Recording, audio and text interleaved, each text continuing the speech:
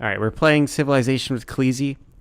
We're doing one city civilizations. I'm thinking, what do you think, Kleezy? Should we add in like one or two other civs that are not following our rules? Yeah, Okay, absolutely. we're doing all city states, and then I guess like we'll do Russia and the Maori. I feel like those would be the most difficult to play against for I was gonna say, city yeah, it states. makes them ultra difficult. Yeah. Let's see here, and then I'm gonna have to turn off religious victory. Let's see. Everything else seems to be fine. But the only way me and Kleezy can expand is by taking cities. Yeah. All right. Map size Let's small. address a problem just in case it doesn't happen. Okay. What happens if like one of us, since we only have one city, we like bum rush a city, we lose, and then we get our city taken? Oh, we start over. Game Okay, over.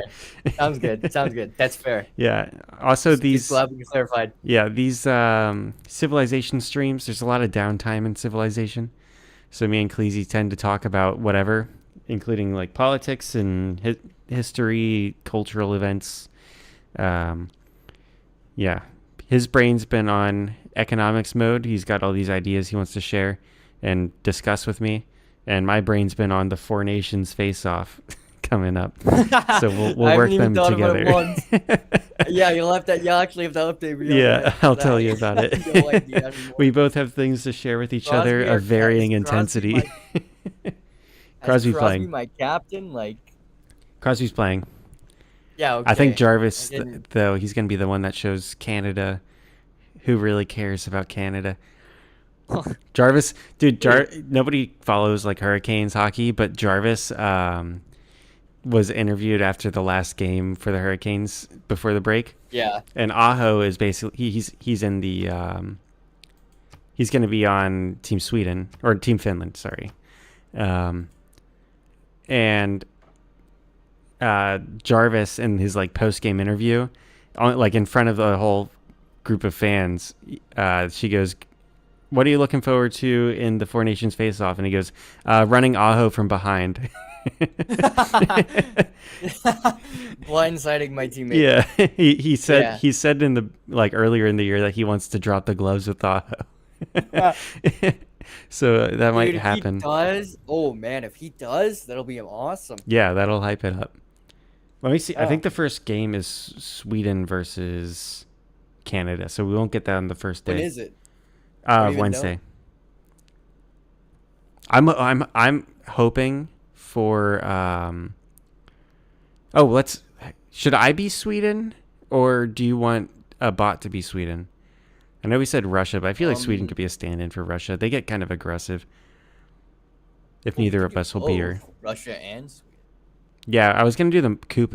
Yeah, we could do Sweden and Russia because we're doing island plates. I thought coupe would be fun because he's just gonna settle everything. Yeah, yeah, that's it. Yeah, Let's we'd go with. eventually be teaming up to fight Coupe. All right, let me get Peter. Uh, who are you gonna play as? Should we pick each other's I, Civ? yeah, that's a good idea. Let's do it. All right. I want you to have money. I'm gonna make you Mansa Musa because you're Yeah, talking economics. I'm gonna make you the money man. and I can't find fucking. okay, I'm doing. Wait, I'm going. Oh, you don't have him. You got my guy locked in. I can't pick for Oh, you. You have to pick your guy. yeah, I know, but you're going Yeah, with I'm going Mansa Mansa Musa. Musa. I think so. I'm looking at the You other have. ones. I'm going with your boy if he's available to you, of course. I'm going with one of your favorite men in history, Teddy Roosevelt. Oh damn! I never play USA. You Which do one you should I have be? Bull either Moose or options? Rough Rider? Honestly, I'd go with probably Bull or Rough Rider. Okay, I like Rough Rider His units more. receive +5 combat strength. It just I'll seems at like. least I'll give you since you gave me Mansa Musa. Hang on. Envoy sent to city states. Breathtaking. Oh wait, this one has more science. So do I want to be more conquery? Oh shit. I would. Never mind. I think Rough Rider might be the best one for this because there's a city What do you state mean? bonus.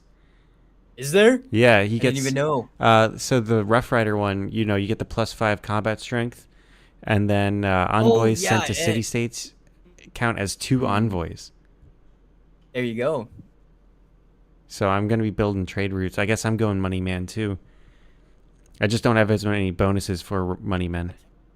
Yeah, I'm struggling to find Mansa here. Here he is. There we go. Oh, we have the same colors. We have room to change colors. I I'll do changed this mine. one maybe. Oh, I don't. It Oh, says we it's not both owned. changed it. Let me see regular TV versus vote. Yeah, I think maybe. Yeah, that one's good. Bull Moose, what's his bonus? Now I'm upset. Adjacent to a mountain. Wonder or mountain receive +2 science. Or woods receive. That's so weird. He's like built for like the eastern U.S., like Appalachia specifically. Yeah, I know. Like, oh, okay. I thought there was one. It was he was. Yeah, I guess he was all national parks. Yeah, he did. He did. Yeah, he did do the national parks. Genius idea. I don't know gotta if he say. started the Smoky Mountains one. I think that one might have come later. During his time, Smoky Mountains probably was like clear cut. Yosemite though, Yeah, Yosemite for sure. right? Yosemite, yeah. Damn. Yeah, I like the colors you picked. I'm not big on red and blue. Red and white is like not American at all, though. I'd go blue and white. Blue and white. It's pretty Well, US. red is also red and white are the two colors that are combined on the stripes. Yeah, but if you were to represent America, I'd go with blue or white over red and white. Yeah. Alright, yeah, I'm trying to pick the most unique color combos that each one has. I guess yellow and black It's so overlaps weird. Sweden. Yeah. But that Prussia was yellow and black, right? yeah, yellow and black was the start one. That might have been the Russian Empire colors. Because we all think of their like red, Well, it blue, was and white. Prussia, right? Like Prussia was yellow and black, no? Their flag? Prussia was black and white. Black and white. The Prussian princess would wear skulls and shit.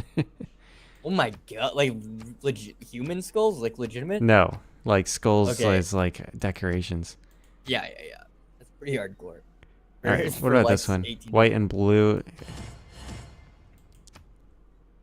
Yeah, that screams America. Yeah, it's kind of dull for me, but I feel like Teddy It doesn't Roosevelt. just scream He's not into America, it's- flashiness. Yeah, and I gotta say, man, it doesn't just scream America. It screams It screams what?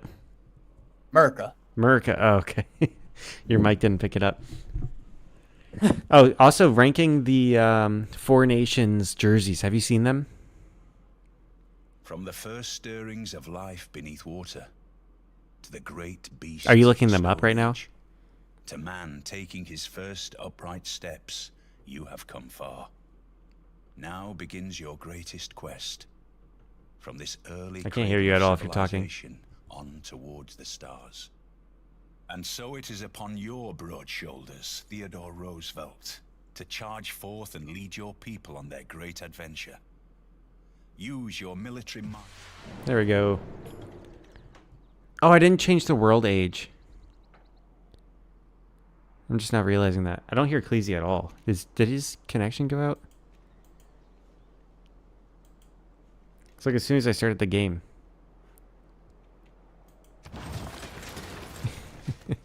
Washington. It's so weird. I never play USA. Start with a monument. Gotta have the Washington Monument going. We're starting over, Kleezy. This one's too flat. Yeah, Kleezy just backed out. Don't worry, guys. We'll just... It's not going to take that long. Oh, did I just exit to desktop? Damn, I meant to do it to main menu.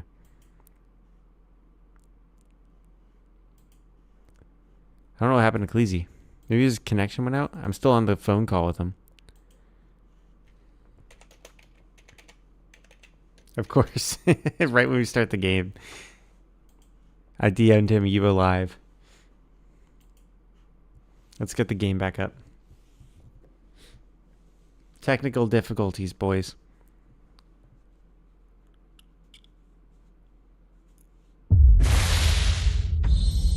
Kleezy says he doesn't know what happened. Steam crashed. Okay. Well, I'll just wait till you join back in. I forgot to set the world age to what we like. I'll just do it again. Now that we've discussed it, we can just create it. All right, private game. Yeah, private game. Well, no, because I need you to be able to join. Maximum city states. It is the government silencing us, Kleezy. They didn't like us talking about the four nations face-off. Kick voting.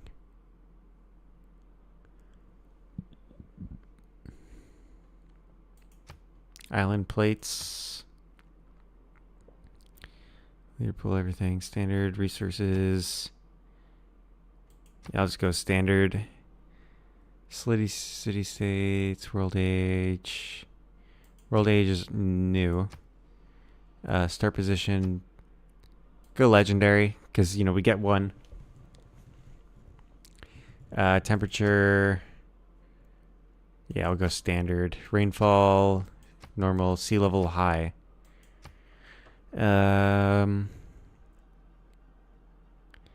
Get rid of that religious victory. I think that's it.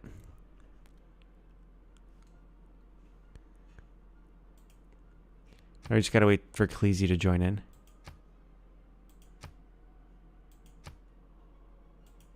There we go. I see that you just got on. Closed. All right, Russia's gonna be tough because they. So why I picked Russia was because their cities start out with the maximum size. They immediately just take up as much space as they can. They don't have to grow at all.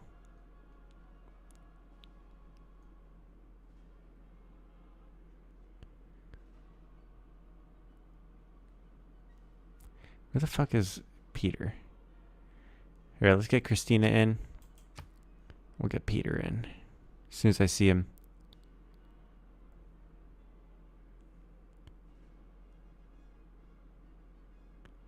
I wish they were grouped regionally. There it is. Peter, actually, like, yeah, those are good colors, actually. I don't know why I changed them. Never heard of this guy. Do I have this guy? No. Why does it show me ones I don't have? It's like, hey, don't you wish you could play as this guy? Where's Teddy?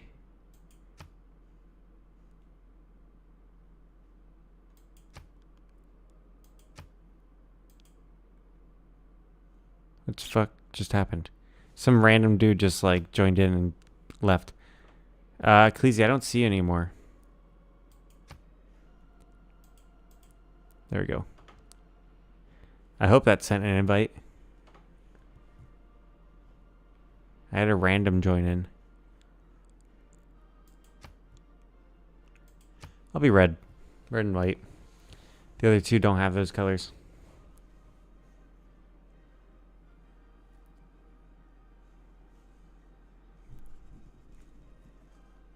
Oh, there it is. I got a voice chat request.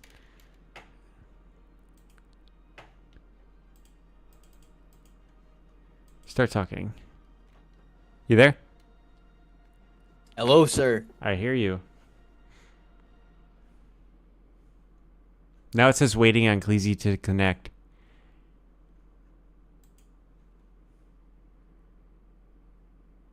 Yeah, my stream's running fine.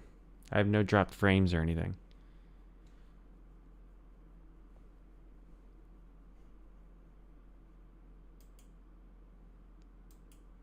I don't think there's an in-game voice chat that we can use if Steam doesn't want to work.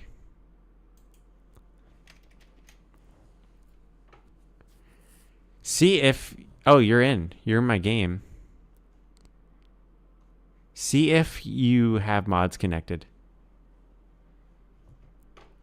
Because it says mods missing on my screen. Oh, it says player does not have the mods required to play this game. I don't have any mods.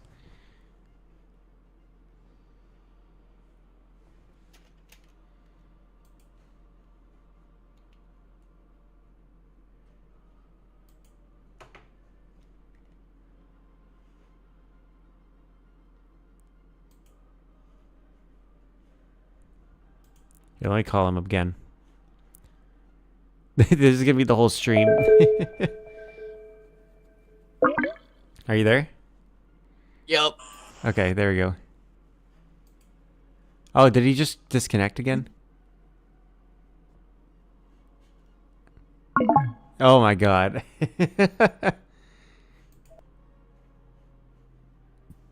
Hello? Hello?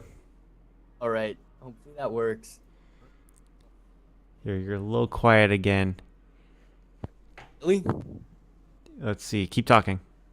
Hello? Is this better? Tell me about the Four Nations face-off. The Four Nations face-off. Oh, I took a look at the jerseys, and my ranking. Canada's jerseys disgusting. Yeah, it's not that good. It's what? Like this is, we gotta look professional out here. Yeah, it's like they tried to go with a retro look but failed. Yeah, and like it's just cartoonish. Like it? No, I don't like it at all. Hang on. I should pull these up for the viewers. My favorite is the Finland one.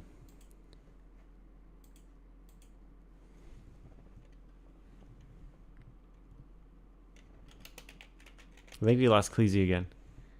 No, I'm still here. Oh, I'm just okay. figuring out the mod situation. Okay. But yeah, did you look at the other jerseys at all? Yeah. They're They're all pretty basic, average. I never liked I the would USA say ones in international competition. They're a little too boring. Canada's the last one. I said Finland was first, and then Sweden or US. It doesn't matter which one. Yeah, I like Sweden and Finland. Sweden's my second one. The Three Crowns, you just can't go wrong. Here. Also, they never take good pictures of Aho. Yeah. They never pick a good picture of Aho. Let me go to OBS and do screen share. Display capture on. There we go. Look at that. Oh, no, I don't want to open X. Fuck, I don't know that. Can I just open an image? Where is it? Dude, this is so cool. What? I'm just seeing this in the settings. Multiplayer scenario, war machine. Yeah. In this scenario, you take command of the armies of France or Germany There we during the go. first month Jesus. of World War One. All right. Only 40 turns to capture Paris. All right. Well, anyways, I should be good to join. All right. So right now, while I have it pulled up, it took me a second. I actually like the details. Hang on. The Swedish and Finnish ones have like fine details in their jerseys that are nice. Yeah. I don't know why they didn't Well, do that I for mean- USA. I just feel like the US, you just can't go wrong with it. I mean, it's can't just go right with it basic, either. you know. go wrong, I feel can't like go right. I feel like the USA one has the opportunity to be the most over the top flashy, and they never do it. Because it could They just be could, yeah, ridiculous they really stripes, do. stars everywhere. Do Dude, like 50 think stars. like Vegas Golden Knights. Think like Vegas Golden Knights. Yeah. Something like that. But yeah, the Swedish one, I like the details on the crown. They got like a woven pattern. Yeah. It looks very Nordic. And then the Finnish one, there's these flowers on the sleeves in the blue. The Canada one just has more maple leaves. I don't like that. They could do better. It's dude, their last one. I remember. I think it was in the Olympics or the Yeah, I Those remember that. It jerseys was were black and awesome. red. Yeah, no, they had white. Like, yeah, those ones. Like the US one does have like Yeah. subtle stripes on it, but it's like those aren't the flag stripes. Those are just like a t-shirt stripes. You made me Peter. Did I? I think you just came in. I didn't. Oh, okay. Let me see. It won't let me change.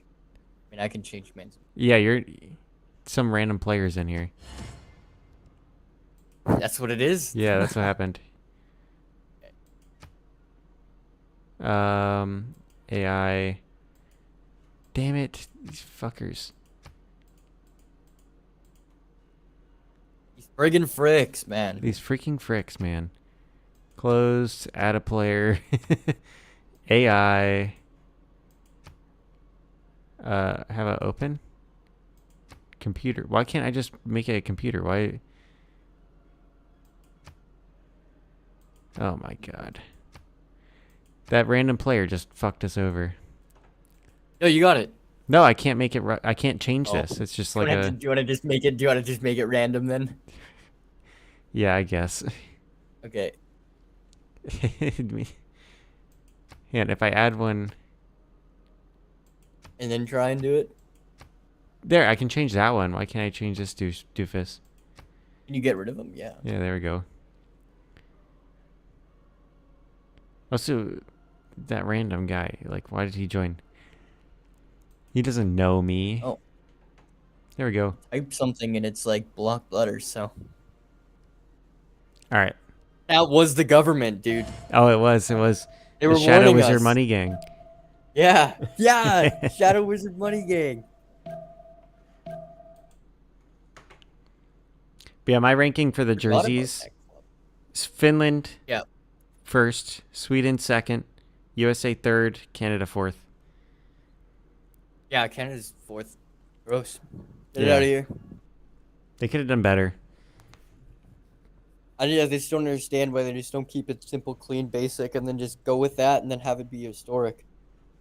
They could have done like more than just a maple leaf too. And so it is upon your broad They could have done, shoulders. like- No, they just did it a weird maple leaf. They did it like a Toronto maple leaf. Yeah. That's what's concerning me. I'm just Yeah. realizing that. And then They did exactly like a Toronto maple leaf. yeah, what else did they do? They also did it like they could have had, like, you know, stuff for the French Canadians. They could have done stuff for the prairies, like little fine details. Yeah. It's just like a red Toronto jersey. And I don't like it because of that. Yeah, and with the USA one, it just is bland. I don't like the cross mark USA that every single USA international jersey has. Like, there's symbols that the US has. Is Kleezy gone again? Or are you thinking? No, I'm Oh, here. okay. I didn't hear you. If I don't hear you, I've like, seen- for a second, I'm gonna be paranoid. Because this is the exact time we were loading into the game is when it killed my computer, essentially. Mm-hmm. They're gonna write my name in golden letters. He just told me. Who? I don't know, some guy. He's a Kleezy sexual.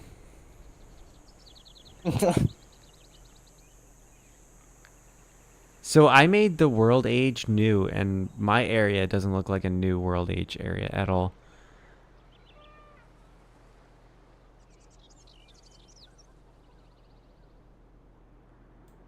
I wonder. I want to get into the game, but I haven't yet. So hopefully. Oh, I you're get still some- loading? I get some deserts. Yeah, it's normal though. Why? Okay, so the USA up? discovers a continent. Yeah. What does they name? What do they name that continent? Oh, Guess. America. No, Valbara. Hmm. That's fitting though. I guess I It's like must. lower I accurate. bet I'm neighbors with Sweden. Probably are. Yeah, I want there to be. I want the finals to be Team USA versus Team Finland for the Four Nations. You can see Aho. Oh, here I am. It's such a terrible spot for Mansa Musa. I am next to a wonder. Yeah. Here, let me turn you down and We only get one city, right? yeah, one city. Gotta be strategic.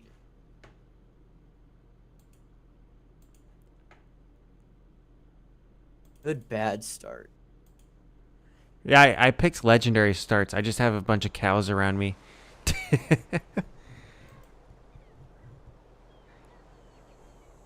We'll see as it progresses. My issue is I'm surrounded by mountains in a game where land space is gonna be like critical. Mm-hmm.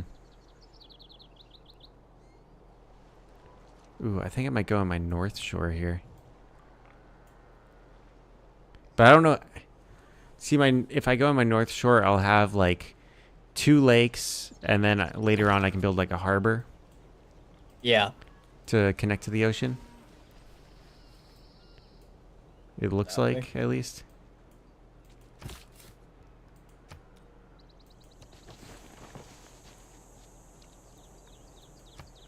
Oh, there's like nowhere to be productive on this in this land though. Andy?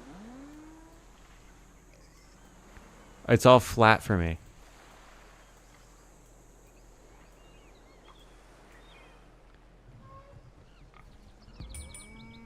What's your land looking like? Mountainous, the opposite of what you'd expect Mansa Musa to have. I can see Are you not snow. even in desert? I can see snow. Oh my god. I'm not even close. I'm trying to think.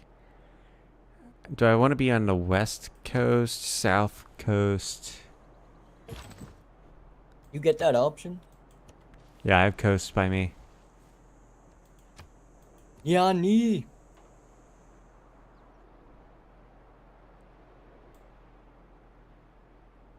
Alright, I think I have an idea here.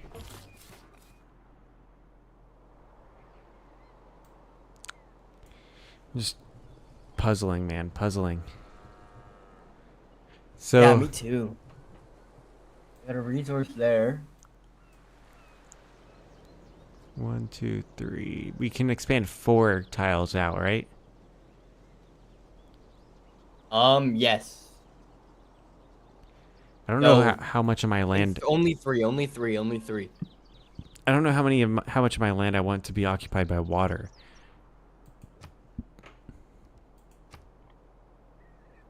That's a big thing. Really big thing.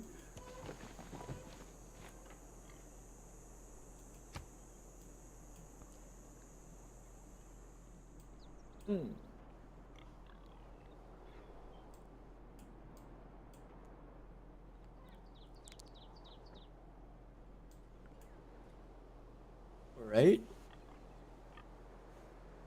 Oh yeah, and I kind of want like Team Canada to fail Why? because I'm looking for maximum entertainment out of this this Out of the four tournament. nations? And Yeah. I feel like maximum entertainment because a lot of Canadians have been like, "Oh, this Four Nations is gonna suck," you know. It's like nobody's even gonna care, and I think there are players that are gonna care for sure. And I'm like, I think there are players that'll care, but like, why only four nations when like there are so many I other know. competitive teams in today's day and age of hockey? Yeah, that's another thing. Finland, like for example, there's one Finnish defenseman in the NHL who hasn't been given the opportunity to be on the team for Finland. Ooh. I don't know. I don't know. I don't know his name. But there's like 11 defensemen in the league that are Finnish. Yeah, that's And like crazy. 3 of the defensemen they selected they got injured.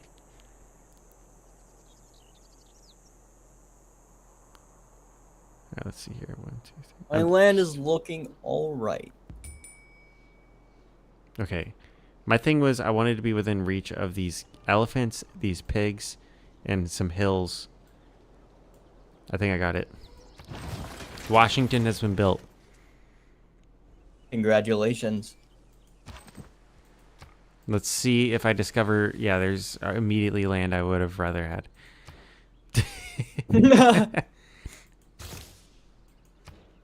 I really am hoping that I selected that there's no what is it? No religious victory, because like Russia's just gonna win immediately if I didn't do that. Yeah, they would just tank. Um, Unless we like coordinatedly took them down. yeah, Coordinate. but yeah, Oh no, I got barbarians. there are definitely players on like teams that aren't gonna take it seriously. They're gonna take it like Yeah. laid back and try to not to get hurt. And then there's players who they're gonna like really be into it. Like I know with like Seth Jarvis, I've talked about him already. Hmm. He never got selected for any Canadian international teams, and he's always talked about how he felt snubbed the year he was available to play for World Juniors. Yeah. And this is like his chance to finally do that. I mean, yeah, it'll be some good hockey. But like I said, But Four like the Nations, superstars, yeah, Four Nations too. Like my thing is, and this is like, it's controversial, but I feel like it needs to be said and needs to be like more discussed than it is that like there has to be a Team Russia. And then a Team Czechia as well, because Czechia won the last like international competition. yeah. Did they? Oh yeah, they did. Yeah.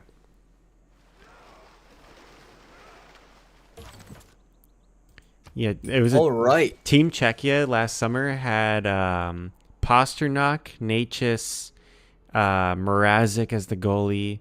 Radko Gudas was like one of their top defensemen. Yeah. Radko Gudas, the guy who like sits on people. And then Everybody knows him. yeah, I forget who else. There's a lot of Czech players that they pull above their weight. Team Finland's gonna have Laine, Aho, Rantanen. Yeah. Well, Finland's legitimate. gonna have Legit. Sweden and Finland. Yeah, I think Sweden's gonna be. I think Sweden's legit gonna come in last. I don't want them to be the Really? last place one, but I do think they're gonna come in last.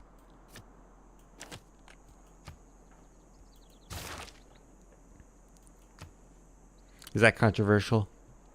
No, not at all. Not at all. I just I think all I think right. middle of pack team. I think there's just so little Sweden? teams. Who knows what's gonna happen? Sweden has the issues that Canada has, but without like any of the like super upsides. I just did the very first thing that we're not supposed That's to fair. do. I Settle a immediately city? built a settler, but I didn't finish building it. I almost Yeah. did, and I was like, oh no, I forgot about that. But yeah, Sweden, problem. there's Philip Forsberg, there's plenty of good defensemen, there's Nylander, willy-nilly. There's some good goaltending. I would say Sweden probably has better goaltending even than Canada. That's like Canada's big weak spot. It is, especially since like Carey Price, because he held it down for years. And they also don't have. I feel like this might. I don't know how controversial this is because I feel like everybody knows that this guy is really good, but like just hasn't been on a good team. Is Mackenzie Blackwood? I feel like is definitely the best Canadian goaltender right now. Absolutely is, and I agree with you. He has been for a while. It's just he was on the Sharks. Has been for a while. And Yeah. he would face like legit last season. He had really good numbers despite facing an average of like 50 shots a game. Yeah, and dude is. I like the guy. Yeah, and now he's on the Avalanche, so it's fine. I mean, we'll see. He's been really good on We'll the see what Avalanche. happens because we have no like real fix to our goaltender situation now that Carey Price is gone. Yeah. And then like people have been saying that Team USA like a lot of mostly Canadian fans have been saying Yeah. like Team USA is screwed now that Quinn Hughes is out, and it's like there's so many more players. Like there's Connor. there's Connor, there's Zach Werenski who has better numbers than Quinn Hughes, like both goal scoring and like I think Yeah. defensively. Like he's the Columbus Blue Jackets right now. Jacob Slavin, one of the best defensive defensemen. Mm-hmm. Um, Yeah, no, you guys are gonna be competitive for sure. and then Finland has like they're weak on the defense side, but all of Finland's forwards are really good defensemen, except for like Line A and but like Line A is a power play specialist. Yeah, But I like mean, again, they got yeah, Barkov, we'll see. they got Rantanen, they got Aho. That's like you could basically make them defensemen. I just think there's so little teams that Yeah, anything is possible, and yeah, all for sure. teams are just so good that either any team can win. Yeah, it's gonna be really fast too. The tournament, Is it NHL rules or I think so. Europe rules? I think it's Yeah. NHL rules. Um, it's gonna be like round robin play, so like each Yeah. team plays each other once, and then the like championship match. I will be disappointed if neither USA or Canada is in the final. That's the only outcome that I'll be disappointed in. Really? If Is it's it bad Sweden if and a team make Finland, it? if it's Sweden and Finland, that's the one I'm gonna be like, okay, it's fine. I'll be like, whatever.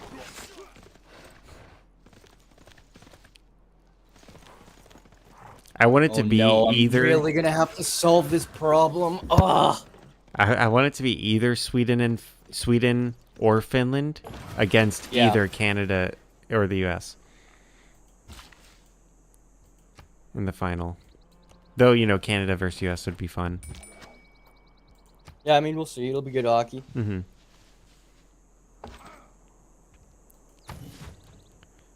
Am I already at war with the city state? How are you looking right now? I'm doing okay. Yeah.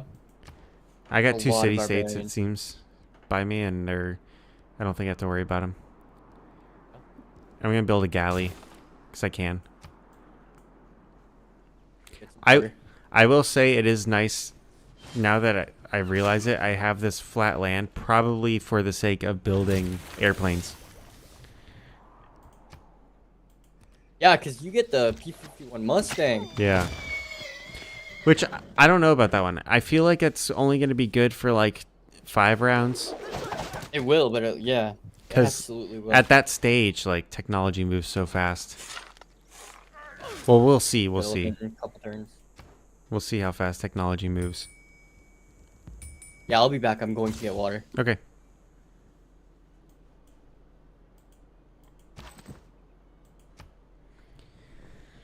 Whew. But yeah, that doesn't start till Wednesday. The Four Nations face off. I'm enjoying looking into it. I'm gonna enjoy watching it for sure. A lot of people have been saying it's a snooze fest, but I think it's better in an all-star games. Though I am worried about players getting injured there in the Four Nations, because Team USA has both Kachuk brothers, and that's just a recipe for players to start to get injured.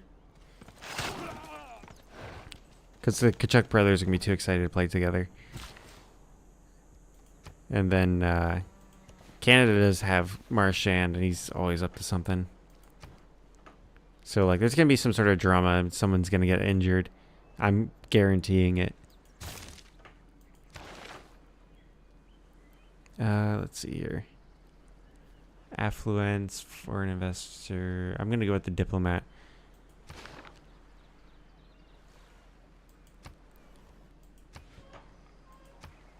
That's going to be the most useful governor. While Kleezy's gone, my game plan is not to take these two city-states, like be aligned with them. Have at least one of each city-state, and then I'll invade other ones I find that I don't have envoys influence on.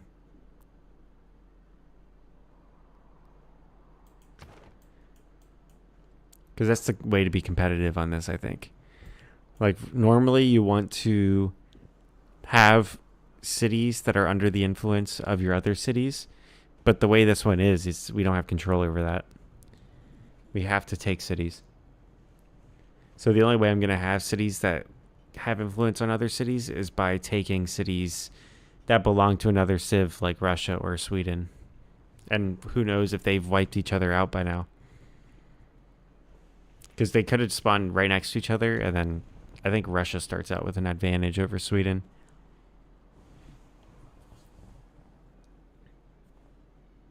I think I got a new strategy I'm gonna be running with. Okay, go for it. Tell me. You wanna hear it? Yeah. I think I'm gonna get one of every city-state, You listened. and then maybe then I'll start being aggressive. I wrote a book about it. Yeah, yeah, Policy- I wrote a policy. 40-page paper on it. Well, yeah, I'll fax exactly. it to you. Yeah.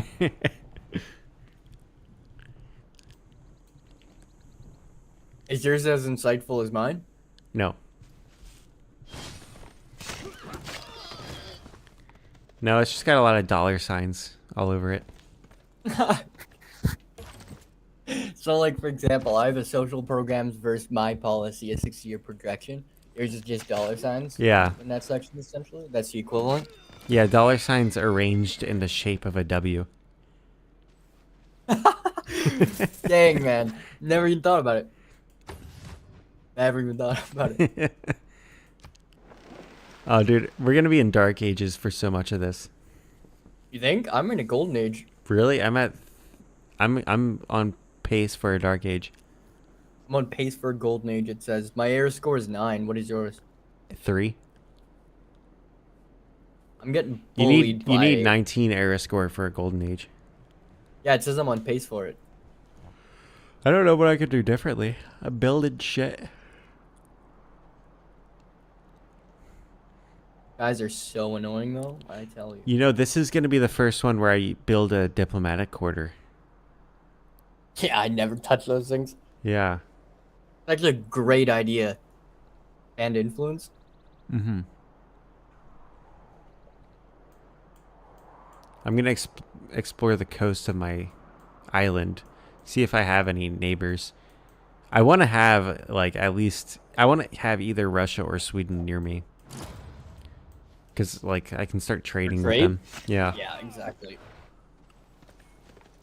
Someone built the Stonehenge. Wow, is that you? No, but that was probably Russia, because Russia is going for a religious victory. That's like their thing. Like I guess even though it's not a victory, like potential Yeah. victory path.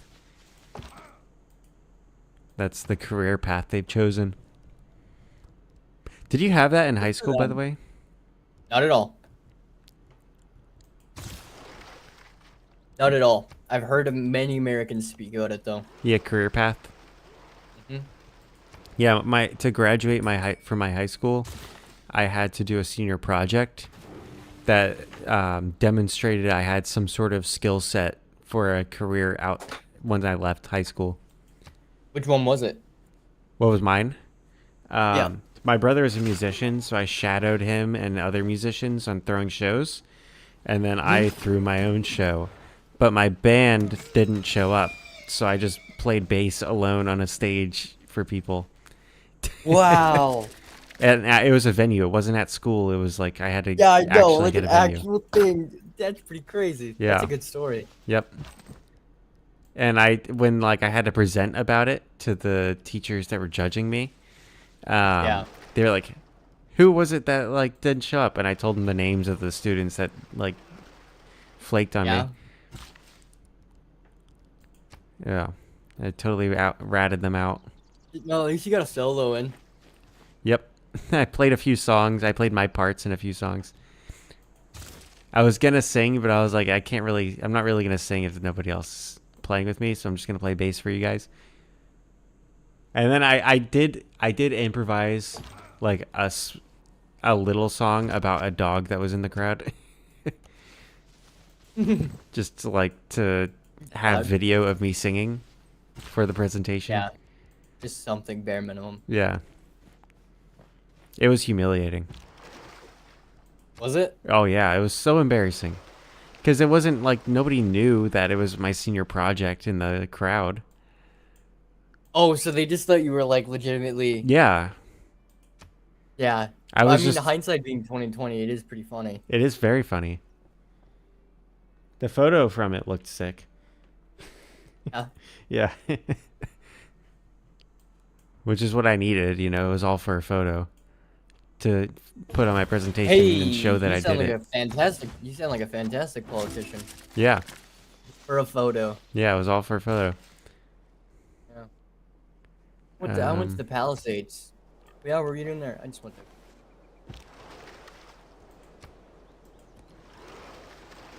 wow, there's a shallow sea that connects my island to at least one other island I see.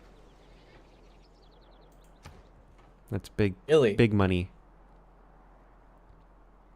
Mysticism. What's the found a pantheon? I have to get the what is it? The boost for mysticism for one of the city Yeah. states to like me. I have to found a pantheon, I guess. So that means I have to invest in faith a little bit.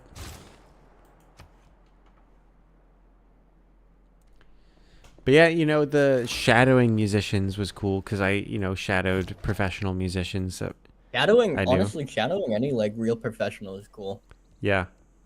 It And doesn't necessarily matter what. there was a guy at my high school who was a bull rider. And Oh he man. brought a bull into the auditorium as part of his presentation. Cool. And it was just like, that was pretty cool. Sean Yeah. Huggins says, how come you are still playing Civ 6? Because I don't have the money for Civ 7. Sean, if you would like to donate, there's a donation link in the chat. When did Civ 7 come out? I thought it came Tonight. out tonight. Midnight, Okay. I think. Yeah, that's fine. Yeah. I've been so economic focused. Yeah. You ready? I'm gonna throw an excerpt at you, and you tell me what you think. Okay? Okay. This one's for you, Sean. One's for you, Sean. Yeah, this one's for you, Sean.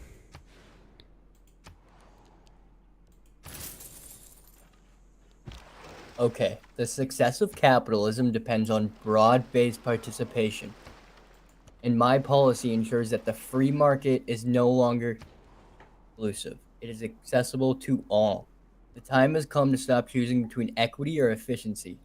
My policy proves that we can both have my policy proves that we can have both whilst lowering the Gini coefficient.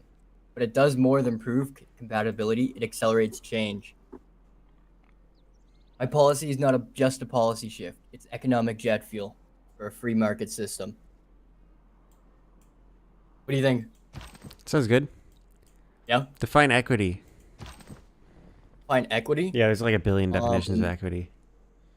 Land, specifically land. So like, okay, so as in shareholding kind of equity. Nope. Oh, Your 3 acres of land that the government of Canada owns and does nothing with. okay. Well, yeah, that's referred to as crown land. so it's like equity as in like ownership of something.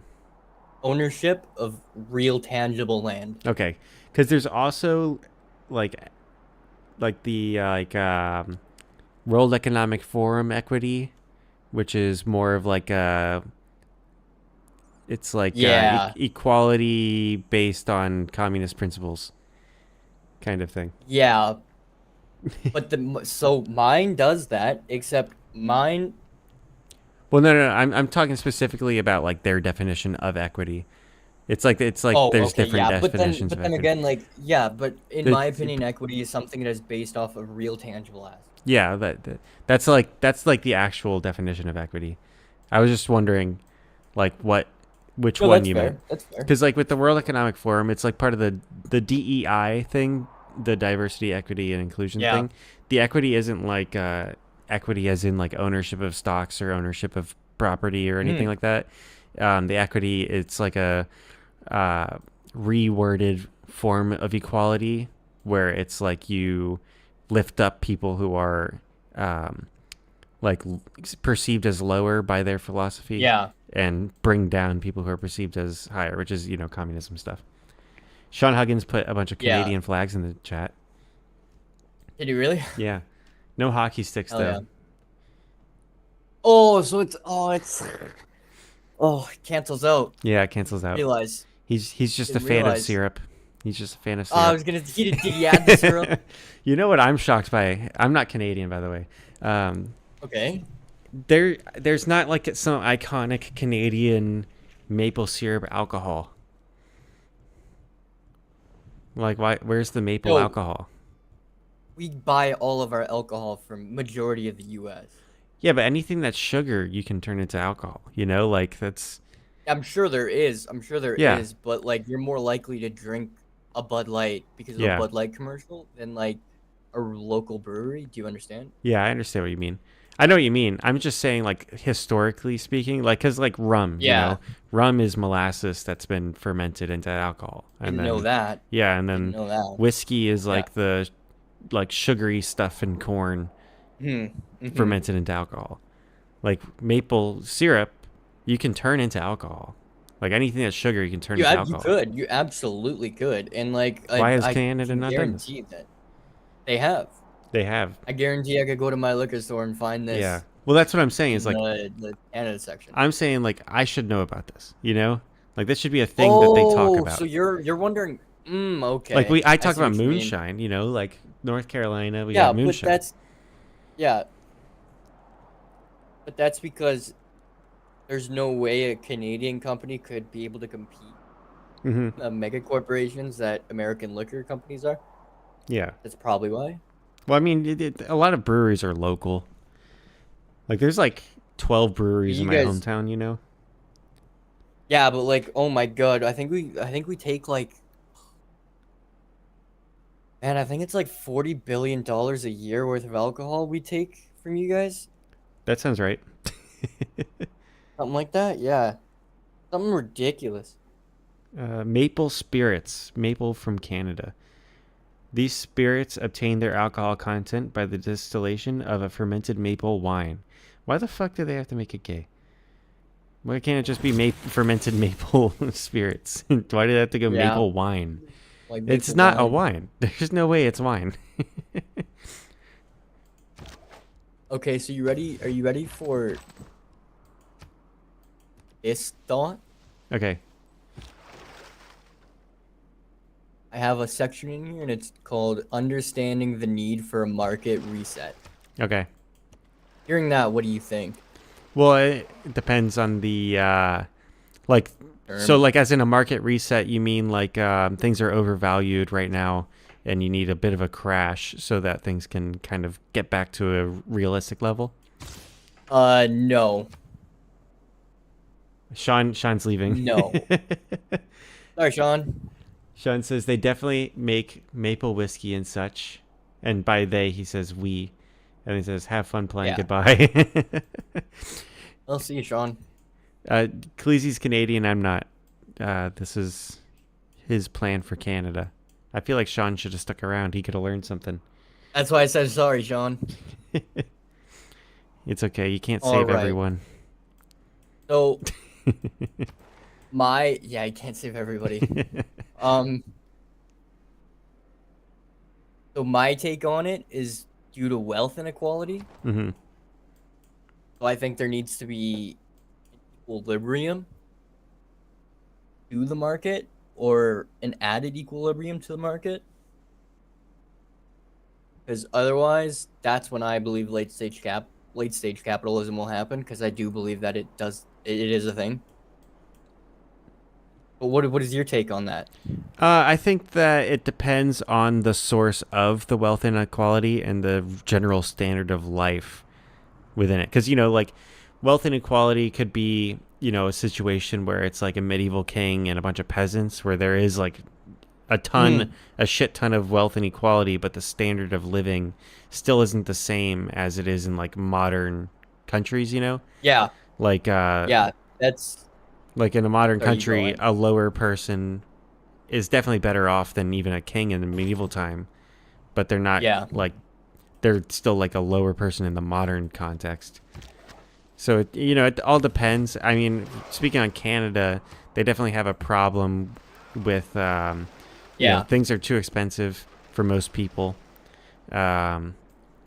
There's a severe wealth inequality compared to what you're used to. Yeah, and There's a severe difference. yeah, and think that, it could be a result of. I don't think it's as much a result of the market in Canada, because from what I know about Canada, the government's like pretty directly involved in the market, and a lot of the current issues in Canadian economics, it probably stems from a lot of, like, the people that get the money are probably ones that are well connected to, like, people in Parliament, Yes, just because of the way the that Canadian economy works. yes, and to add on to your thought and to kind of better conceptualize what you're trying to say, Mm-hmm. it has become the status quo for many, many, many generations here. Oh yeah, I know exactly what you mean. Yeah, Like, you don't even have to finish that thought. that's what I'm. Like Yeah. probably, like, Canadian Parliament, like the way you've described a lot of, like, Canadian economics is, like, the government has probably selected specific individuals that are well connected to run a lot of the, like, quote unquote private corporations that are really just subsidies of the federal government of Canada. So those not people, in every case. yeah, I'm saying, but in those cases, like with the railroad company in Canada, for sure. Oh, dude, you could see it during COVID-19. They Yeah, did it with specific the families. COVID response. Specific families were Yeah, they probably did. basically selected and picked by the Canadian government to get rich.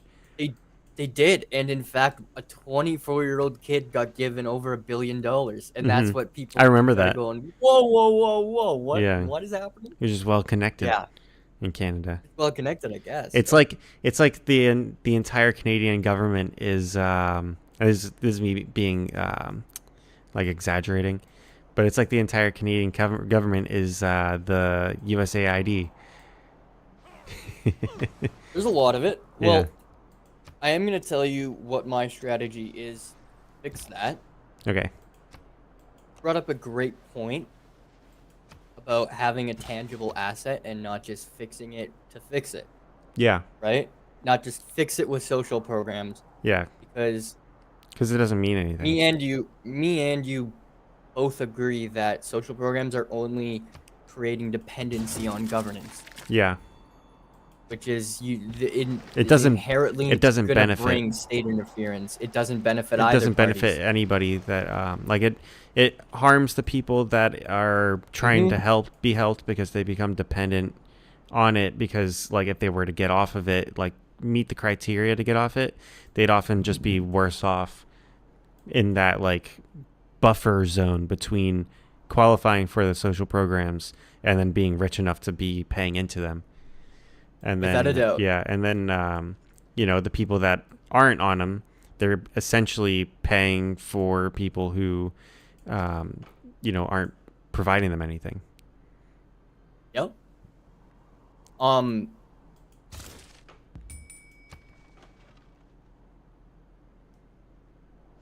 That's Thomas Sowell. So what about?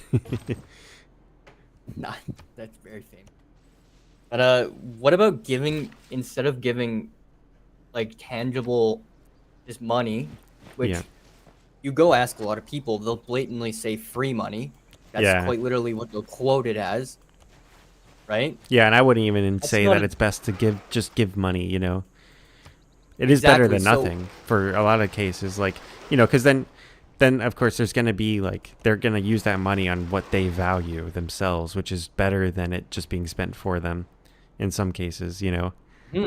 That's a fantastic point, and I don't know, again, I don't know which side. I don't agree between left or right. I don't usually agree with that, classifying people that way, but that's the right way of thinking, right? Yeah. The right wing. Yeah, right wing. Yeah. Yeah. That's a great argument. That by would the be right like wing. Like, that'd be that's a more very of fair argument. It would be more of, like, the I guess I don't know, Chicago school capitalist kind of economics. There's, like, so many things that fit under the right, like anything that's not, like, there's like specific things that are left, and then defining what's right is, like, just not left. Exactly. I just find it's too humans are way too complex to be put in a the dichotomy diagram only like benefits people who want to simplify things to trick bring up stupid people. Yeah. You bring up a great point that I want to expand on with Mm-hmm. you. All right. Yeah. You said social programs such as welfare, at least it's better than nothing. Yeah. Well, You said that, right? depending on the case. Okay, so what if you just gave them, instead of giving them better than nothing, what if you just gave them what they needed? Well, if you just gave them what they needed, then they'd have no incentive to like be a functioning member of the economy, you know? And when people Exactly. don't So have what an if you gave incentive, them? if they don't have an incentive, then Mm-hmm. they won't provide the resources necessary to maintain the system. And on top of that, it creates a severe amount of political instability when Yeah. nobody has an attachment to the economy that they have to live in. And it would create basically a system where like, you know, whoever like there you'll have the politicians that see the problem and want to fix it, but then you'll have the Mhm. politicians that can basically literally buy votes. And Mhm. you know, the ones that buy votes would be the ones that would win all the time, and then you just have like a sinking ship. Exactly. So what my policy explains is a complete solution to that, while without undermining the core principles of a free market Mm-hmm. in the ways you just said. Yeah. So what my strategy to do that is, it's very similar to what Alaska does. Okay, so In they 1978, they Alaska gives opened up out an oil fund. oil money to members Exactly. of the state. Well, Alaska is also Exactly. a bit of a unique situation as well, you know, because it's Mm-hmm. so rugged and remote, Hmm. and a lot of people that live in Alaska live there like 6 months out of the year, like Yeah, the but season for working on an oil rig or the season for working in a fishing vessel or something like that, you know. yes, and why I bring them up is because you said there's such a unique scenario, Yeah. and the entire idea is a little bit unique. But Canada also has that scenario with their northern territories. We own over 5 million square kilometers worth of land up there that is Yeah. untouched, unused capital, Yeah, and you pay not people to even use it, in the right? market. No, you would No. just blatantly give it to them and let capitalism take the rest. Yeah. You let the invisible hand push demand. People are gonna figure out they were given 3 acres worth of land. We can give it to 10 million people. It would be 2.5% of our total land. Yeah, And that'd be like a quarter of the Canadian population. it would be 33% of everybody in Canada would Yeah. be given 3 acres of land. And then land is an appreciating asset, right? Mm-hmm. So inherently in itself, if you do nothing, it's going to appreciate over time. Well, it But that depends. fixes the solution to welfare programs It, because, sorry, you're cutting out. oh, sorry. No, I don't want to interrupt you. That's why I stopped. Oh no, you go then. It depends with like land being an appreciating asset. It all depends on where the Hmm. land is. Like Yeah. land in like a urban region, you know, Yep. it's an appreciating asset because people are moving there constantly and they need more land and there's a limited Oh, supply. absolutely. And then land that's in Absolutely. like say like land in the middle of like Oklahoma might not be as much of an appreciating asset. It might even be depreciating. Say if you were to buy it or be given it But under the expectation that there's like oil under it, you know, but then it turns out there's no oil under it and then it's basically worthless. It yep, all, yeah, exactly. you know, it's not like a fixed thing that land is always going to be an appreciating asset. It's just, Exactly. That's why my policy has a, what I like to call, a government buyback system. yeah, It would allow you to get a minimum $15,000, because you're right. There will be land that is just simply like nobody wants it. Nobody's yeah, it's willing to like pay a dollar permafrost. for it. Like permafrost, all of that, correct. So if we were to, let's say everybody took the government buyback program and took the $15,000 for 10 million people, it would be roughly $165 billion total for this Canadian. program. Canadian. And It's like $300. No, I'm just kidding. like $300. Yeah, $300. Well, out of our entire economy, that would be, well, 165 billion out of 6 trillion. But what's crucial about this is you are giving people an appreciating asset in land. You're giving them a minimum exit route in case anything does go south. Mm-hmm. You're adding new capital to an economy. Yep. Because those people would figure out a way to work that land, like the people that would want it. You'd have to like come up with a program to teach them how to work the land. Well, because say if like a bunch of people move out of Toronto, they're not going to know exactly how to work that land. Yeah, but that's the beautiful thing. That's capitalism. If you let it do its thing, the invisible hand will guide people to those, because they'll start seeing neighbors. Like, one guy's gonna figure it out, right? Yeah.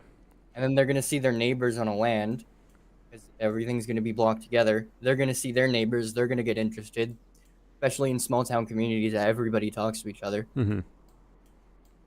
So that's my argument. So you're talking like a frontier over time. Frontier economy, basically, like Wild West. Exactly what it is. Pretty similar, but you're still facing like 2021. Yeah. Or not 2021, 21st century. Yeah, I'm not saying it's going to be like banditos and shit everywhere. I'm saying you brought up a great point. Like the Sooners. The Sooners. Well, I know the Homestead Act by Lincoln. Mm-hmm. That's what I think you're referring to. Yeah, like Sooners are the people that settled. That's what the OU team is named after.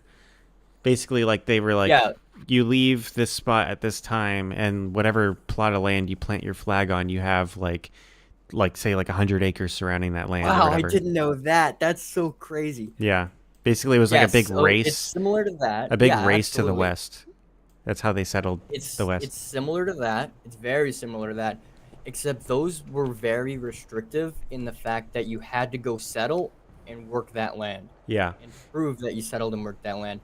However, and you also had to fight to defend that land, because like other people. Yeah. At the time, it wasn't. They didn't know. Yeah, it's not like if someone was like, "Oh shit, absolutely. That person has a river on their land, and I have like this shitty like arid area that just got eaten up by cicadas." It's like, they're like, "I do have like 10 kids with guns." Exactly. I'm gonna go. Yeah. They're just an old couple over there with making the land for their grandkids. We can just make them disappear and say it was Indians. Yeah. That's sort of something that happened then too. So one of the other things that happened during that is there was a lot of land speculation. Mm-hmm. A lot of big corporations were buying it in bulk because they knew of how valuable that land would be in 100 years. Yeah. Their company will be there when they won't be.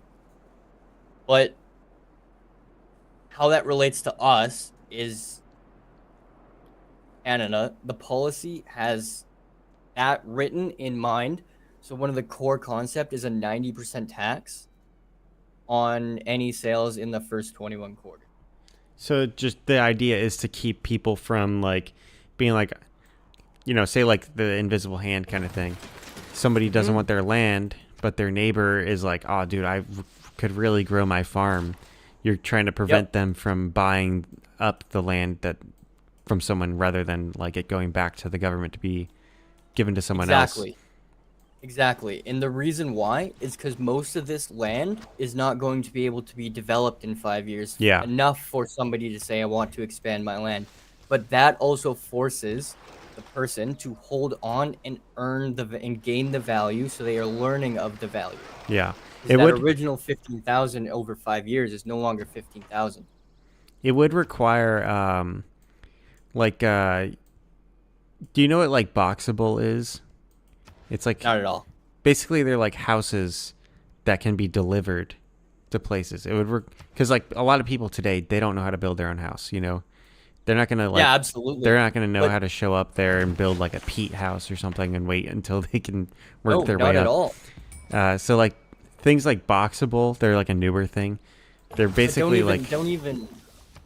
that's like forward thinking. Like there's not even like asphalt roads out there, so you couldn't even get that in there. So you would need to start with surveyors. Yeah.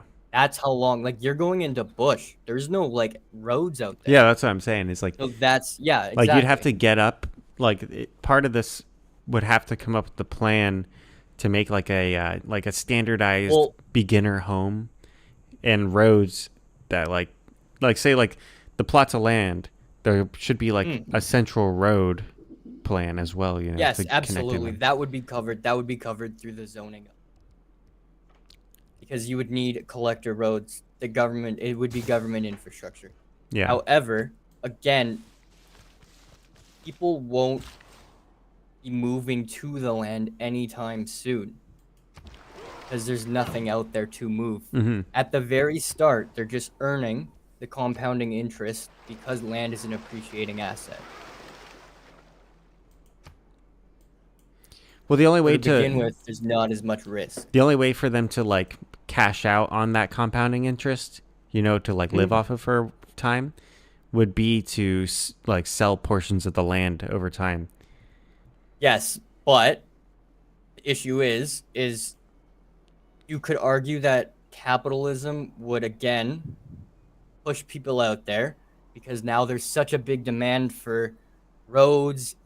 I mean, this is also 10 years down the line. Well, yeah, you know, But there there's would be such a the big government demand. programs to build up the infrastructure for it. That's what you're saying would start people moving out that way. Like people would work to build the roads. Absolutely. And they'd be like, oh shit, look at this Absolutely. land. Absolutely. There would be investments, but also what it would allow is this is covering like 10 million people. So someone is going to develop that land because somebody is going to have enough money to develop that land, right? Mm-hmm. There's going to be demand for development for the land. So with that will come supply to fit that demand. Yeah. Yeah, so like the big thing would be to create the scenario that calls for that demand to start up, you know, and then Exactly. Yeah. And that is where you can take away from the oil fund in Alaska. They do similar stuff. They reinvest, like, I think it's 90% of the profits from that. And again, this could overall affect your entire economy within 50 years because now you have more land you can tax. There's going to be sales tax from wealth generation after people pass away and they sell it. You can now tax people because now they're going to be making businesses because the access to the land is not the issue anymore. It's the just starting a business. You already have access to the capital. What it is the leverage point that is being given by the government for people to use. You could use the land as collateral if you needed. Banks love land. They're absolutely going to be all for it. They're going to eat it all up. As soon as they can hear that, they'll start taking collateral land. Why this stands on 2 feet is, again, because land is an actual tangible asset that you can turn into something that makes you money. You agree with that? well, it you know, it all depends. I think that the best way to incentivize people to moving out there would be to make the land Yeah. not have a property tax. That's the one hole in that one, I think. See, but that's what the beauty of this program is. Again, it's an investment for a long-term strategy. So you can remove property tax. You're gonna make that property tax back. Yeah, over and the 100 other years. in the other methods of like In the other sales methods. taxes and the productivity of the land. And just general economic participation. Mm-hmm. Because economic participation supports pretty much Now- every area of an economy. Would now like this one's a big one. It's like Hmm. so people are gonna have to like they're gonna leave cities to go out there, right? Like that's part of because it's not like They will. like 10 million people aren't just gonna appear, you know. Like, they're Absolutely, gonna you leave can't just make 10. their No, current that's location. 33% of our population. Yeah, and it's like so like say like you had that plan, would them working that land be more productive than what they're currently doing, say in like, you know, Toronto, Vancouver, and Alberta, or in Edmonton or something, you know? Yes, and again, because we would be addressing the people who are dependent on social programs. Okay. So they're not giving any intrinsic value anyways. They're Yeah, actually impeding the state. Is that like where that 33% comes from? Is that like the amount of people that pull from that? So that's 7 million Canadians under the age of 18. Okay, So yeah, that's every important. person, every kid, every single child in Canada, Yeah, and basically. all 3 million people under the poverty line. So a 'Cause total of 10 million. yeah, like my next question was gonna be like, you know, if it say it's like 33% that you're saying, you know, then you've already said no. That's not exactly what it is. But my next question was gonna be like what percentage of that group are like retirees, you know, that are just they're living on welfare, but they're basically on like retirement fund. You know, they're not Yes. gonna be the So people that would settle new land and try to build a yeah, new life. absolutely. That's a great point. However, in Canada, we have two separate social programs. So when you hit a certain age, you're no longer eligible for a certain social program. Mm-hmm. The majority of people are on the lower end of the social program, which like I could qualify because of my age. But if I'm 65, I'm not going to be able to qualify for the same social program. Yeah. So in some cases, social programs end for people at 60, and they now have for 30 years, 40 years of their life have been dependent on the government. They've never learned how to properly earn money on their own, Yeah. furthering dependence. Yeah, And if furthering, anything, they've learned how to work the system more than they've learned that. You know, they got their 'cause that's free how they money. live. They got their free money. But again, it is a great point to be brought up. Should the government be responsible for making sure there are citizens who aren't starving on the streets? Well, it depends. It depends on the I- current circumstances. You know, I personally believe, yeah, I think they should. well, I think it depends because there are people like a lot of people. You know, I've being connected to like a lot of church stuff in our region. A lot of the people that are homeless, for example, they are essentially choosing that lifestyle. Like there's Absolutely, like because they can. that's a controversial thing.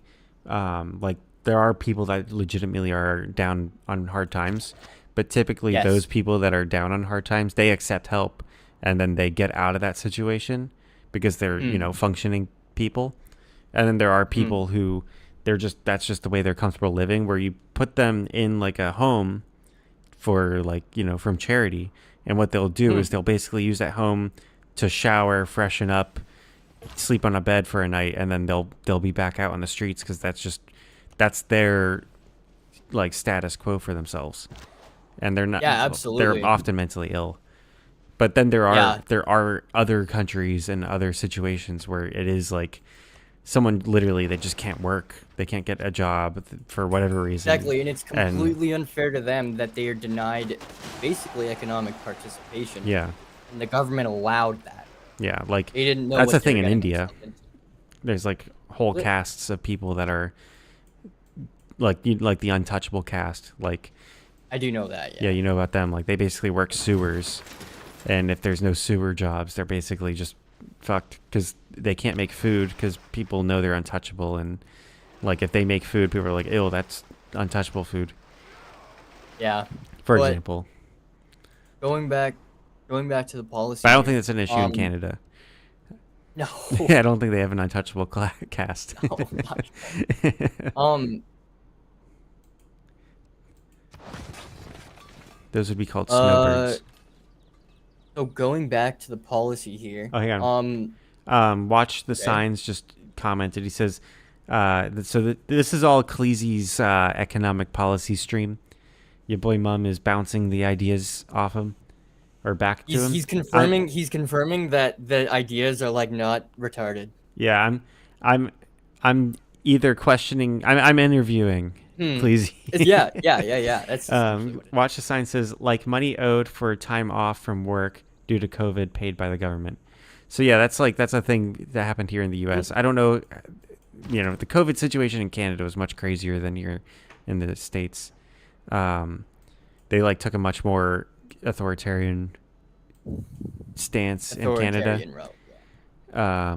But in the U.S., you know, there was the I think what Watch the Signs is talking about is I told you about this, the grants that they gave out to like individuals, not just the businesses, but like I got like $2,000 during COVID, just as like one payment.